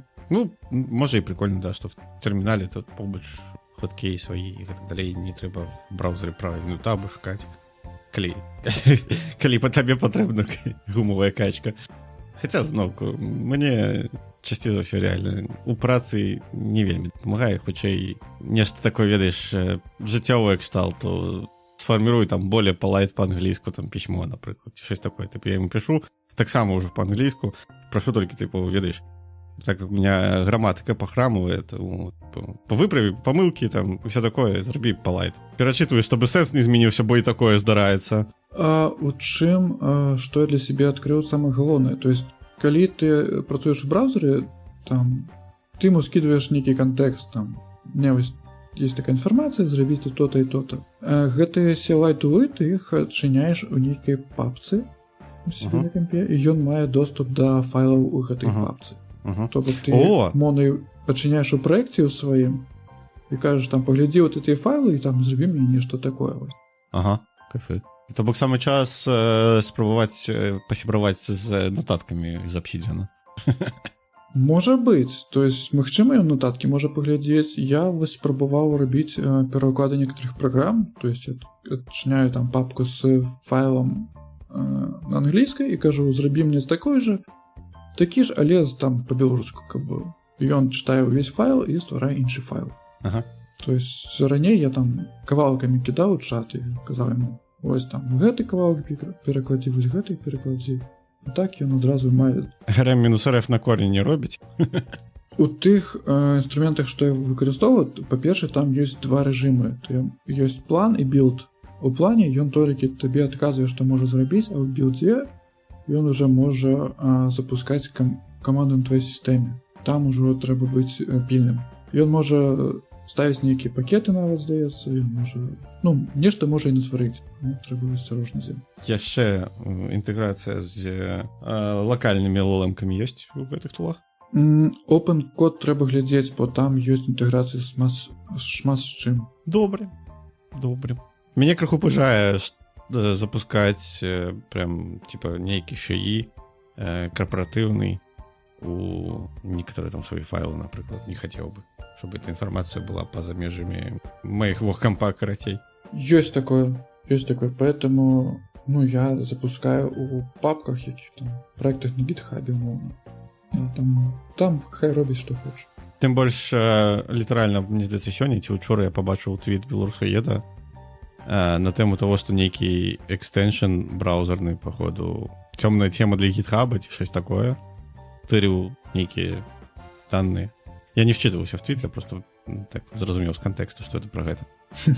Ну, і типу, ведаеш, вось на тэму того, што впускаць штосьці з онлайну твоё сховішча файлавае, можа, не самая лепшая ідэя.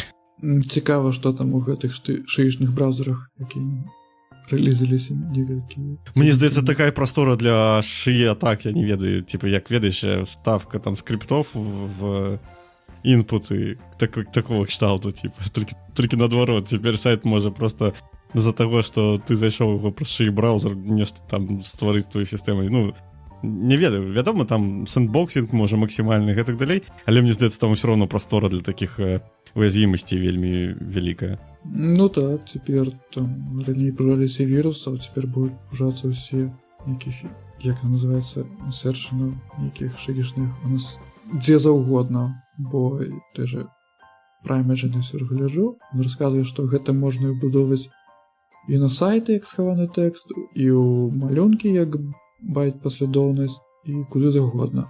Ага, это ёсць remote code execution vulnerability, ну, типа, уязвимость на remote code execution, часцей за ўсё из-за того, что калі ты працуеш з памяццю там в тых же плюсах, дзесьці у тебе пры нейкіх умовах можа здарыцца такое, што ты выйдзеш там за рамкі памяці, якую табе патрэбна, і такім чынам злачынец можа remote code экзекютнуць. Ну, то бок не твой, які задумываўся, так вось, мне здаецца. Это можна назваць remote prompt execution. Ну так, здаецца, для хакераў ўсё значна спрасцілася. Цяпер будуць зламліваць шмат больш усяго. Так, што там далей? Нешта яшчэ закінем?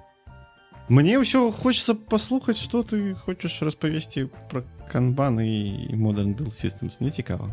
Пра скрамы? Блин, пра скрамы я хацеў поразважаць насамрэч. Можна паспрабаваць, канешне. Ну давай, для чаго мы тут сабраліся? Каб не поразважаць. Як ты скатаешься за скраму ўвогуле? Адным словом, падабаецца, не падабаецца? Падабаецца. Давай так табе скажу. Але я б сказал, it depends.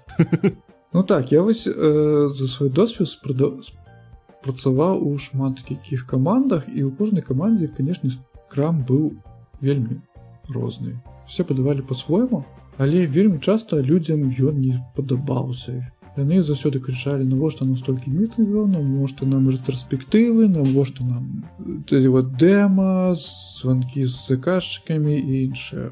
Але выглядае на то, што просто людзі не разумеюць насамрэч навошта гэта. І калі гэта добра расказаць, навошта, і калі гэта добра ўжываць, усё працуе значна лепш. Па-першае, людзі забываюцца, што скрам гэта частка agile.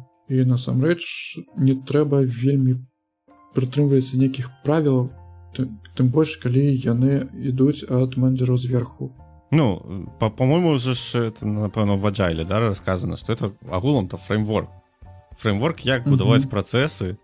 Типа, вось мы, умоўна, маем нейкія best practices, мы маем, умоўна, рашэнні на тыя ці іншыя там кейсы, якія добра себе паказалі. Але выкарыстоўваць ці не, вы самі ўжо мусіце вырашаць. У тым ліку всякие гэтай рэтраспектывы ці патрэбныя яны вам, потому что, наколькі я ведаю, ты іх можаш апусціць і не выкарыстоўваць. Так, але вось як я назіраў, пачатку былі тыя ж скрам-мастеры. Потым яны там ператварыліся ў тых жа проджект-менеджераў альбо кудысь іншыя тайтлы. І часцей за ўсё бывае так, што ствараецца нейкая каманда, і менеджер прыходзіць і расказвае, што мы будзем працаваць вот так, у нас будуць такія вось мітынгі, мы будзем рабіць то-то і то-то. А распрацоўшчыкі плююцца і робяць гэта ўсё, і злыя, канешне, і ўсё. Вось, але насамрэч трэба, здаецца мне, рабіць усё інакш. Трэба ствараць каманду, магчыма паказваць нейкія там базавыя працэсы. Да, вось я там звык рабіць, працаваць і так, і так. Нават і звык, я не ўпэўнены, што слово звык сюды падыходзіць.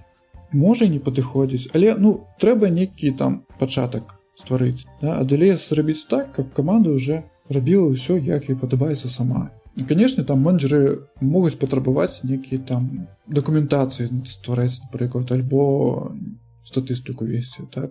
Бо там тую ж велосити трэба лічыць. Але, канешне, каманда должна быць як мага больш agile, і мне вельмі падабаецца выкарыстоўваць для гэтага тыя ж рэтраспектывы, бо людзям не падабаецца рэтраспектывы. Я колькі бачу каманд, ніхто іх не любіць.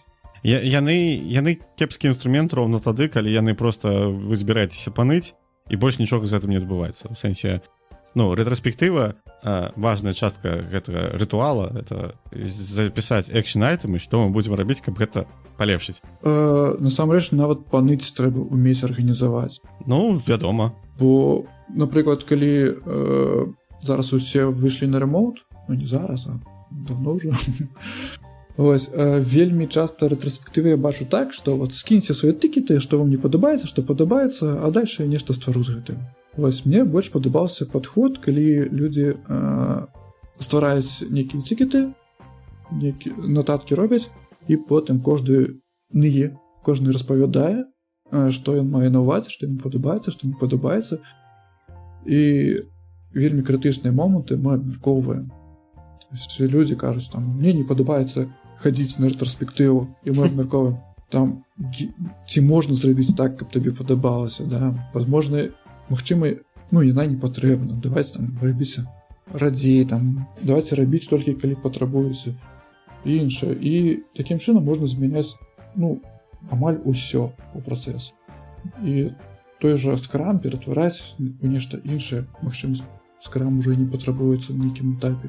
Тут увогуле вельмі галоўную рэч, якую трэба засвоіць, што працэсы мусяць дапамагаць вам ісці да мэты, а не рабіць з вас чалавека, які з гэтымі працэсамі змагаецца. І таму трэба будаваць працэсы, які падыходзяць менавіта вам, у вашай камандзе, які у вас працуе, які, ну, вядзе вас да мэты. І гэта, мне здаецца, даволі часта забываецца і прымаецца проста, ну, вось тут так працуюць, добра. Я яшчэ любіў, вось бывае, людзі баяцца нешта змяняць у працэсах, а у меня быў такі падыход, што не трэба баяцца эксперыментаў. Мы ў нейкіх рэтраспектывах вырашалі, што вось давайте наступныя 2 тыдні паспрабуем рабіць вот это, а потым мы абмяркуем, як гэта было. І даволі часта нешта такое вось з'яўлялася, бо, ну, такім чынам узнікае страх. Ну так, і... Ты робіш нешта, і ты можаш в любы момант сказаць, типа, ну, больш так не будем рабіць. Так, і это таксама вельмі важна ўсведоміць, што правілы, якія вы прынялі на канкрэтным этапе, маглі працаваць на гэтым канкрэтным этапе, але зараз могуць не працаваць. І это нармальна змяняць іх, бо, ну, зноўку, это відавочна мусіць залежаць ад вас, ад вашай каманды, і што для вас працуе, што не. І тут няма нейкай срэбнай кулі, нельга сказаць, што рабі так, рабі не так, таму, ну, это вы мусіце з камандай менавіта самі разам дамовіцца, што вам здаецца мусіць працаваць лепей. Зноўку, увесь гэты agile зборнік, наколькі я ведаю, ён проста мае некаторыя рэкамендацыі, типу, зноўку, вось у вас здараўся там інцыдент у прадакшане, вось у нас есть адказ на гэта ў выглядзе той же рэтраспектыве, таксама это можна выкарыстоўваць як інструмент, типу, мол, а чаму так адбылося? І паспрабаваць дакапацца, вызначыць нейкі экшн-айтем, і гэты экшн-айтем можа быць нават зменай працэса нейкага, таксама. І это нормально. Што яшчэ заўважаў, людзі бывае такое, што баяцца размаўляць з бізнесам, з тым, хто патрабуе ад цябе працу. І даволі часта там ёсць каманда, там распрацоўшчыкі, QA, BA і тімлід нейкі, да, там нейкі менеджер, напрыклад.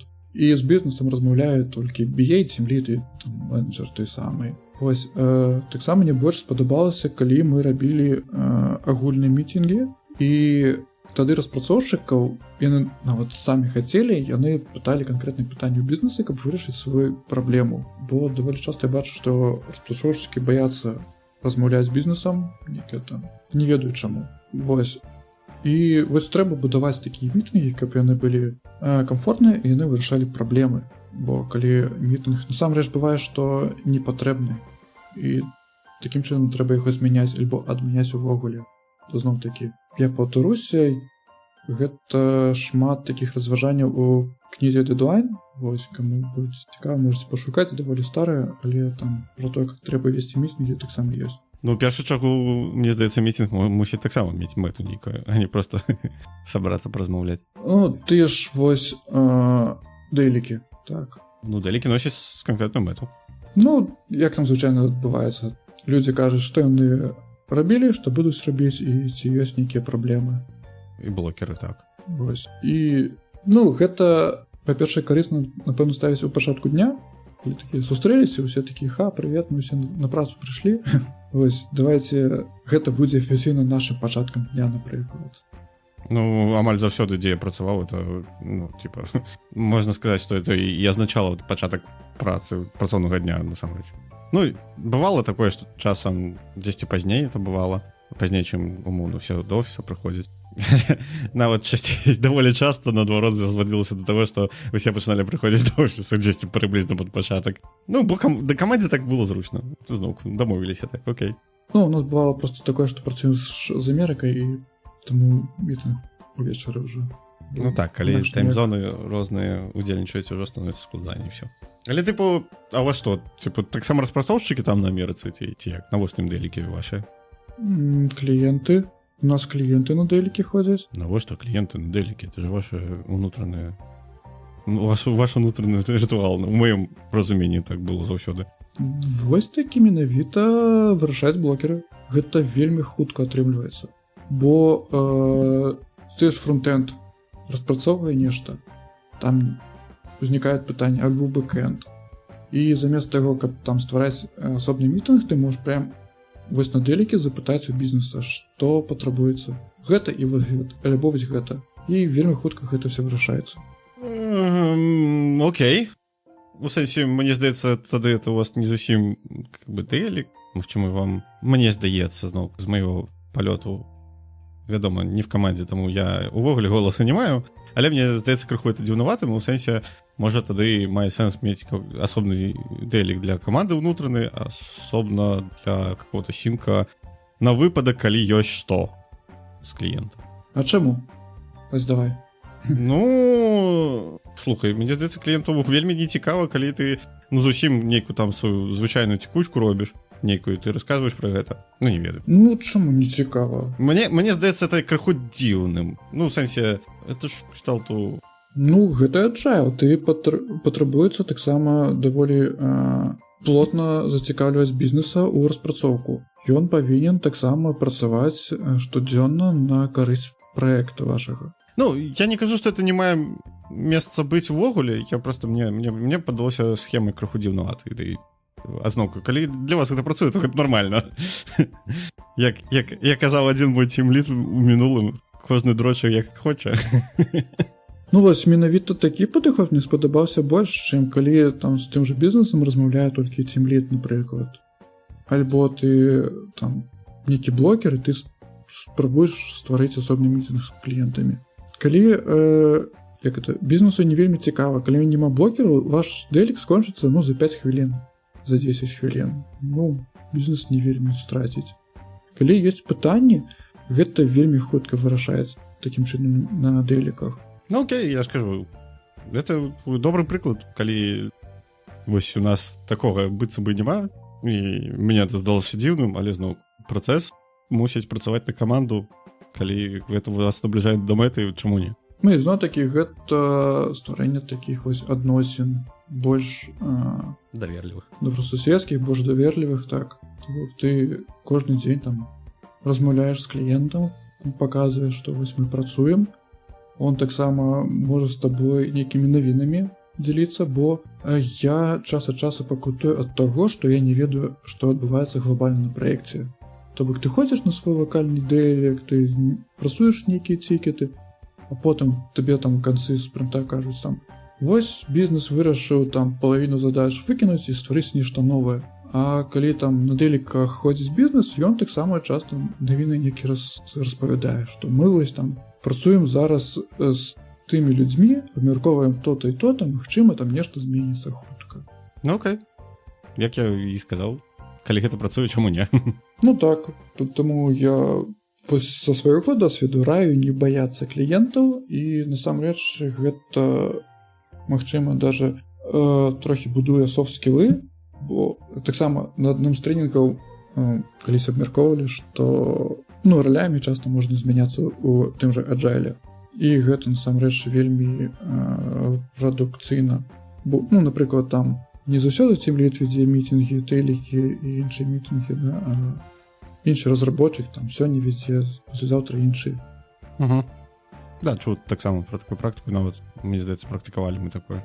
Так, это, дарэчы, што тычыцца, ведаеш, каб адчуць, зразумець мяне трэба, каб ты панасіў мой абутак, да? А ён курва цесна, да? Ну, да, бывае такое, што глядзіш на чалавека, здаецца, нічога не робіць. Паспрабуй, пазапаўняй гэтай таблічкай на ўсю каманду штодзённа. Вось, поэтому магчыма вось гэта я хацеў абмеркаваць, што Scrum гэта ў першую чаргу agile, гэта ў першую чаргу так, як камфортна камандзе.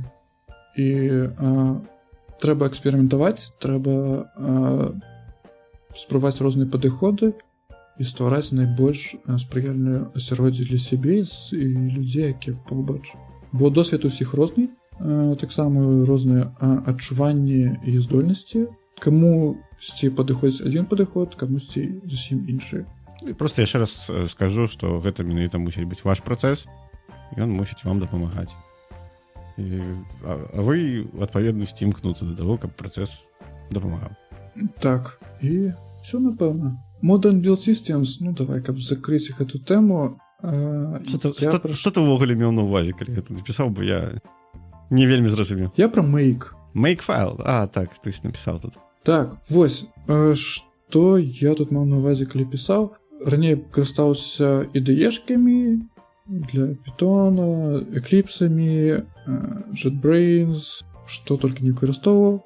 Visual Studio, вялікая, не код, якая. І звычайна у мяне як выглядала гэта ўсё. Ты пішаш нейкі код у акенцы, а потым клікаеш кнопку запусціць альбо збілдзіць. І звычайна, напрыклад, так як это адбывалася, ёсць нейкая інструкцыя, нейкі онбординг, дзе напісана, што каб усё збілдзілась, каб ваша кнопка запусціць працавала, вы патрэбны прапісаць там вось гэта і вось гэта.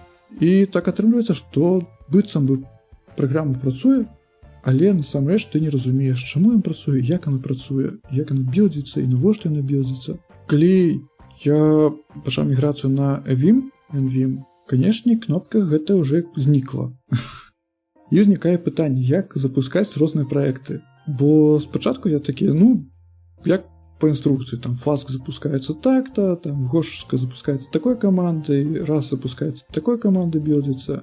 І я вспомнил, што былі раней такія make-файлы, якія ўсе пісалі для C, C++, і гэта было зручна. Яны не заўсёды працавалі як трэба на сістэмах, бо з асаблівасці бібліятэк C, C++, але іх пісалі. На праектах, якіх я працаваў апошні час, людзі замест make-файлаў стваралі нейкія скрипты, якія насамрэч рабілі то же самае, што павінен make-файл рабіць. Напрыклад, у мяне яшчэ нядаўна быў праект, якім выкарыстоўваўся make-файл. Скажем так, просто зона адказнасці, мне здаецца, зараз крыху разнеслася. В сэнсе, непасрэдна білдом часцей за ўсё, там докер займаецца ўвогуле. А make — это такі entry point для скриптов можа быць, насамрэч. У сэнсе, вось у тебя, ёсць папка скрипт з, там, не ведаю, run project, умоўна, run, там, dev environment, whatever. У тебя ўсё яшчэ можа існаваць make-файл, які робіць тое самае. Або просто інвокает гэты скрипт як зручней. Тыпу, раней make-файл сапраўды там опісваў паслядоўнасць там выкліку там кампайлера, лінкера, якія што куды злінкаваць, што да чаго. Гэта была такая вось вельмі складаная структура. А зараз яно вполне можа быць такім, вось я скажу, энтрі-пойнтам для скрыптаў вполне, чаму не. Больш за то, яно ў тым ці іншым выглядзе ёсць амаль паўсюль там. Manage by Django, там, умоўна кажучы. У Flask там свой command line ёсць. Вы можете в сваім праекце ўвогуле свой інтэрфейс мець. І тыпу, так? Вось, менавіта, што у кожным фреймворке ён уласны, ён свой. А тыя ж make-файлы, яны ж пабудаваны як такі general solution. То есть там, каманда заўсёды запускаецца аднолькава, там make install, make setup, і ўжо то, што ўнутры, там же але ж гэта таксама, дефайніцца чалавекам, у сэнсе make install, make setup, это ўсё кавалкі make-файла, які ты сам дефайніш, ты можаш назваць это інакш. Так. Менавіта інтэрфейс знешні для выкарыстання аднолькавы, гэта make, які ёсць на ўсіх сістэмах Linux. Не ведаю, наколькі Windows, але make ёсць заўсёды. Вось, і я нешта ўспомніў, я такі другая любоў мне з'явілася да make файлаў. Я вырашыў, што гэта, канешне, трэба пісаць для ўсіх праектаў, які ты ствараеш, бо гэта зручна. Гэта замест таго ж рытмі нават працуе, бо ты глядзіш на make-файл, разумееш, што білдуецца, як білдуецца. Гэта замест шматлікіх скриптоў можа быць. Вось. Я б сказаў, гэта можа быць і разам. У сэнсе, усё яшчэ, мне здаецца, это пра практыкі, нейкім уже дамоўленасці, умоўна, не ведаю, у вас там DevOps аддзел загружаны, дамовіліся, што у вас заўсёды будзе аднолькавы інтэрфейс у кожным праекце, make install, напрыклад. А можа это таксама Docker Compose Build. Это ж таксама можа быць такім варыянтам, хіба не? Ну, Docker гэта аддзельная размова, бо Docker быццам бы і стандарт сёння, а быццам бы ён кудысьці знікае. Усё ж такі ён робіцца энтэрпрайзным, платным, недзе Kubernetes, недзе яшчэ. Ну, так Kubernetes, ты ўсё роўна фактычна ведаеш, ну, у мяне амаль паўсюль так працавала, мне здаецца, што ты як распрацоўшчык, каб перадаць там в деплоймент, пішаш докер-файл, а далей там типа разберуцца. Што тут такого? Ну, можа быць. Типа, звычайны працэс, давай так, дженерик. Вядома, можа быць по-рознаму. Вядома, і DevOps аддзела як асобнага нейкага аддзела таксама можа не быць, і можа быць гэтая роль таксама на распрацоўшчыкі. Гэта таксама нармальна. Але ў цэлым, типа, я это бачу менавіта як вось такі point раздзелу, типа, адказнасці, штосьці такое. Нават калі это адказнасці і першая, другая на табе.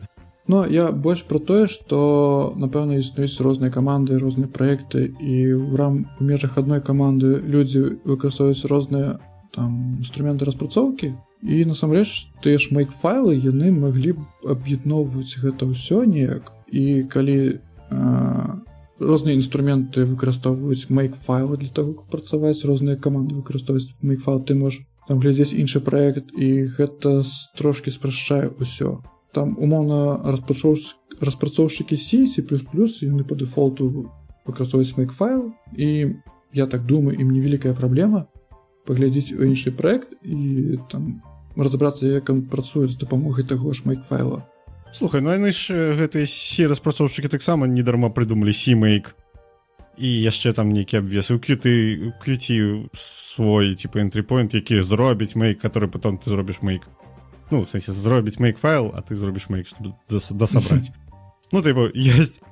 Яно падымаецца, как бы, вышэй тэхнічна, на яшчэ адзін ровень генерацыі, типа, што тулы, якія генеруюць make-файл конкретно под твою сістэму, типа, кшталту таго. Так. Менавіта таго, не менавіта таму, а я таксама пашукаў, што зараз ёсць з сучаснага нейкі, можа, альтэрнатывы make-файлам, і зноў-такі нашоў інструмент, які называецца Just. Панашу пра такія. Штосьці быццам бы знаёмае. Ён спрабуе замяніць make-файлы, ён стварае Just-файлы, там вельмі падобны сінтаксіс, насамрэч, але трошкі спрашчаецца, бо ўсё ж такі make-файлы пабудаваны вакол C-шных файлаў і C-шных патрабаванняў, а Just-файлы, яны больш такія, зноў-такі generic, яны працуюць, пабудаваны, каб працаваць паўсюль.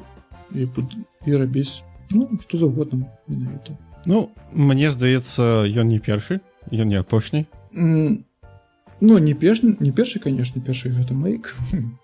Не, ну я пра тое, што я падобныя тулы бачыў раней. Нават на Python был Fab, калі не памыляюсь, ці Fabric, неяк так. Такое. Яно, типу, Python native было, але я бачыў, што некаторыя выкарыстоўвалі і ў іншых праектах.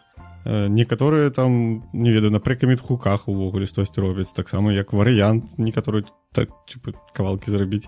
Прекаміт-хукі, ну, такое таксама бачу. Але гэта прывязка да інструмента.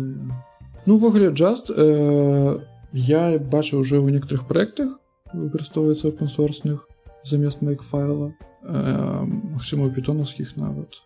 Ну, тут шырокая яго падтрымка розных экасістэм, я бачу. Так, і вось калі бачу, што make-файл падтрымліваецца тымі ж IDE-шкамі, Just-файл я пакуль не глядзеў, канешне, хто яго падтрымлівае. Не надта мне патрэбна, бо ён в першую чаргу з тэрмінал запускаецца. Я хацеў просто сказаць, што мне здаецца, это вось тая гісторыя, типу, у нас ёсць 14 стандартаў, давайте зробім 15. Агулам, зразумела, типу, есть pain-point, людзі спрабуюць её рашаюць па-рознаму, у выніку такога канкрэтнага тула, які бы вось взяў і зрабіў і заўжды падыходзіў, ну, ўсё роўна не атрымалася ў выніку. Типу, людзі ў выніку, ну, маюць розны варыянт інструменту, які рашаюць прыблізна адну і тую ж задачу. Ну, я бачу гэта менавіта так, што спачатку быў make, які запускаўся з каманднага радка. Потом з'явіліся IDE-шкі, якія стварылі сваю кнопачку Run, якая ўсё робіць. І вось я і іншыя людзі зараз глядаць зноў у тое, што было спачатку, то, што было зручна, ты ж Make і аналагі. Бо яны універсальныя, яны працуюць паўсюль. І гэта вялікі бонус. Бо ідэешкі яны такія, што сёння гэта JetBrains, завтра гэта VS Code, і міграваць заўсёды не вельмі зручна. Тым больш, калі людзі выкарыстоўваюць розныя інструменты. Тут одним из пунктов написано Just is a command runner, not a build system. So it avoids much of Make's complexity. Але, типу, ти топік назвав сучасні білд-системи. Я про гэта. Ну, не ўпэўнены, што яны малі на ўвазе, калі так пісалі. Магчыма, вось мінус то, што гэта не для C, C++, якія трэкаюць змены ў файлах, і у залежнасці гэта файлы, наколькі я разумею. Вось у Just такога няма. Запускаем менавіта каманды і залежнасць каманд ад каманд будуецца ў іх. Але я хацеў напомню сказаць, што типу, гэта ж по-рознаму можна рэальна рашаць. Это зноўку ты ёсць варыянт са скрыптамі у асобнай папцы, але ж ты можаш тэарэтычна зрабіць там make.bash, make.sh у корані, які будзе інвокаць там скрипты гэтай скрипт папкі, і агулам ты атрымаеш падобную сістэму. Я пра гэта. Ну так. І зноў-такі гэта ўсё пытанне, як гэта ўсё спрасціць. Я думаю, это пытанне дамоўленасці менавіта, як зручна камандзе, ды ўсё зноўку. Як зручна, як проста, зноў-такі, як я бачу, людзі намагаюцца выкарыстоўваць нейкія простыя інструменты, якія эфектыўныя. Вось неяк так. Зразумела, я падумаў, што ты маеш на ўвазе розныя там CI-кі, self-hosted, не self-hosted, такога шталту штукі пад гэтай тэмай. Але я забыў зазірнуць унутры, чтобы зразумець, што ты меў на ўвазе. Я не падумаў, што ты туды штось напішаш. CI-кі. Мне проста вось, зноў-такі, я працую на кліента, іх свая сістэма, іх свае файлы для білдоў і іншага. Яны нечым нагадваюць Make файлы і Just файлы, але больш зроблены для сваіх сістэм уласных, але таксама яны такія. Для сваіх уласных, але універсальныя для ўсіх моў, для ўсіх інструментаў. Вось, а Make і Just яны працуюць глобальна. Вось, нешта мне здаецца, што гэта інструменты... Ну, Make колькі ён існуе? Мільярд гадоў ўжо ўсё яшчэ працуе. Мне здаецца, заўсёды зводзіцца да набору каманд, якія зрануць в команд-лайне, што тут такого. Просто, типу, наколькі высокі ўровень абстракцыі ад гэтага. Ну так. І насколькі гэта універсальнае рашэнне, альбо яно залежыць ад некага канкрэтнага інструмента, які можа знікнуць даволі хутка. Вось вынікі году будзем падводзіць альбо не, нешта мне в галаве няма нічога. Ну, мне няма асабліва што сказаць пра гэты год. Типу, нібыта нічога такога буйнога, не ведаю, важнага не адбылося для канкрэтнага праекту. Мы жывыя, і на тым дзякуй. Мы нерэгулярныя, ну, сорян. Ну, планы былі трошкі іншыя. Планы былі, як мы казалі, у пілотным выпуску, напэўна. У мяне былі, па крайней мере, што рабіць як той же радіо Ці, даволі такія рэгулярныя выпускі, але абставіны, жыццё і... Ці ўносіць свае карэктывы. Так, гэта трошкі больш складана атрымліваецца. Магчыма, гэта недахоп вопыту таксама, бо пісаць падкасты гэта, ну, так і ж проста. Ну, займае час, так, відавочна. Ці ёсць у цябе планы на наступны год? Мне здаецца, мы ўсё ж такі мусім паспрабаваць кагосьці запрасіць да нас у госці, як думаеш? Было б здорава, насамрэч, кагосьці запрасіць. Планы наступны год, насамрэч, гэта каб трошкі з'явілася больш часу на гэты же падкаст. Да халеры ўсяго стварылася. Мне таксама планы гэта паспрабаваць зрабіць яго яшчэ больш якасным. Трошкі больш рыхтавацца, напэўна. Трошкі больш выстачаць часу, каб шукаць цікавыя тэмы, каб абдумваць гэта ўсё. Ну, мне здаецца, мы ўжо рухаемся ў гэтым накірунку. Прабачце, у гэтым кірунку ці ў гэтым напрамку. Вось нават я замаўленнем пачынаю сачыць вельмі актыўна. Спадзіся, гэта чутна. Ну ты ўвогуле там трохі ударыўся ў гэту справу агушкерскую, таму напэўна у цябе будзе больш досведу, больш якасці. Я ўжо пачаў заўважаць за сабой, што хоць і не паўсюль, але нейкая такая вось гэтая асімілятыўная мяккасць фанетычная, якая вось мусіць гучаць у агучцы. У мяне пакрыху выпрацоўваецца як, ну, типу, як рэфлекс такого. Я просто размаўляю сам такі, типу, ого, я так зрабіў, зараз толькі што. Вядома, типу, я не прэтэндую на фанетычную дасканаласць, вядома, я цалкам гэта разумею. Больш за тое, падчас агучак ты ўсё ж таки канцэнтруешся на гэтым, усё роўна табе потом прыйдуць праўкі, усё роўна ты дзесьці скажаш не змог, замест не змог, ці штось такое. Вось, але, да, пакрысе, мне здаецца, палепшаецца моё маўленне, і гэта мне падабаецца. Слухай, здаецца, мне вось у гэтым моманце падкасты яны больш складаныя. Бо калі ты робіш агушку фільма, ты можаш перазапісаць гэта 10 разоў і зрабіць усё. Вядома, мы ж тут не паўтараем адну і ту ж рэпліку па 5 разоў, каб атрымаць добры вынік. І насамрэч жа ж, калі вы слухалі мой родны падкаст, калі не слухалі, паслухайце, там таксама ребята згадывалі, што, тыпу, ну, па-першае, відавочна яны, так сказаць, не пыжацца такім же самым чынам, як яны робяць это падчас агучак. Ну і агулам это жывая размова, жывая гутарка. Дзесьці штосьці праскочыць, і гэта нармальна, бо ну, мы нарадзіліся ў краіне, дзе дзве мовы і адна больш распаўсюджаная, чым іншая. На жаль, гэта пакінула адбітак. Ну, як ёсць. Я пра тое, што, ну, не ідэальна, але мы працуем над гэтым, хіба не? Галоўнае, што нам падабаецца над гэтым працаваць. Факт. Вельмі.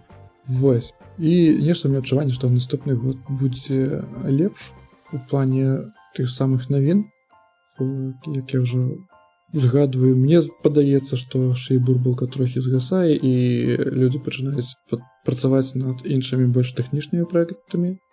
Нешта адбываецца з аперацыйнымі сістэмамі, нешта адбываецца з кампаніямі. Магчыма, нешта пачне адбывацца з жалезам, бо адчуванне, што жалеза нешта нецікавае стала апошні час. Навінкі тэлефонаў і іншыя.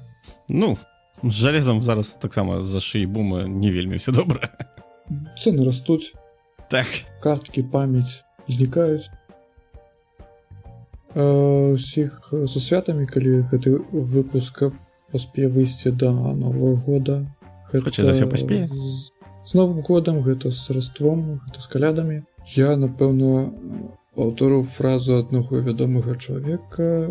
Давайце ствараць па-беларуску для беларусаў і давайце беларусіць разам. Давайце рабіць гэта, старацца якасна. Тут нават дадаць няма чаго. Таксама далучаюся і да словаў, і да вітанняў. Няхай наступны год будзе лепшы за гэта.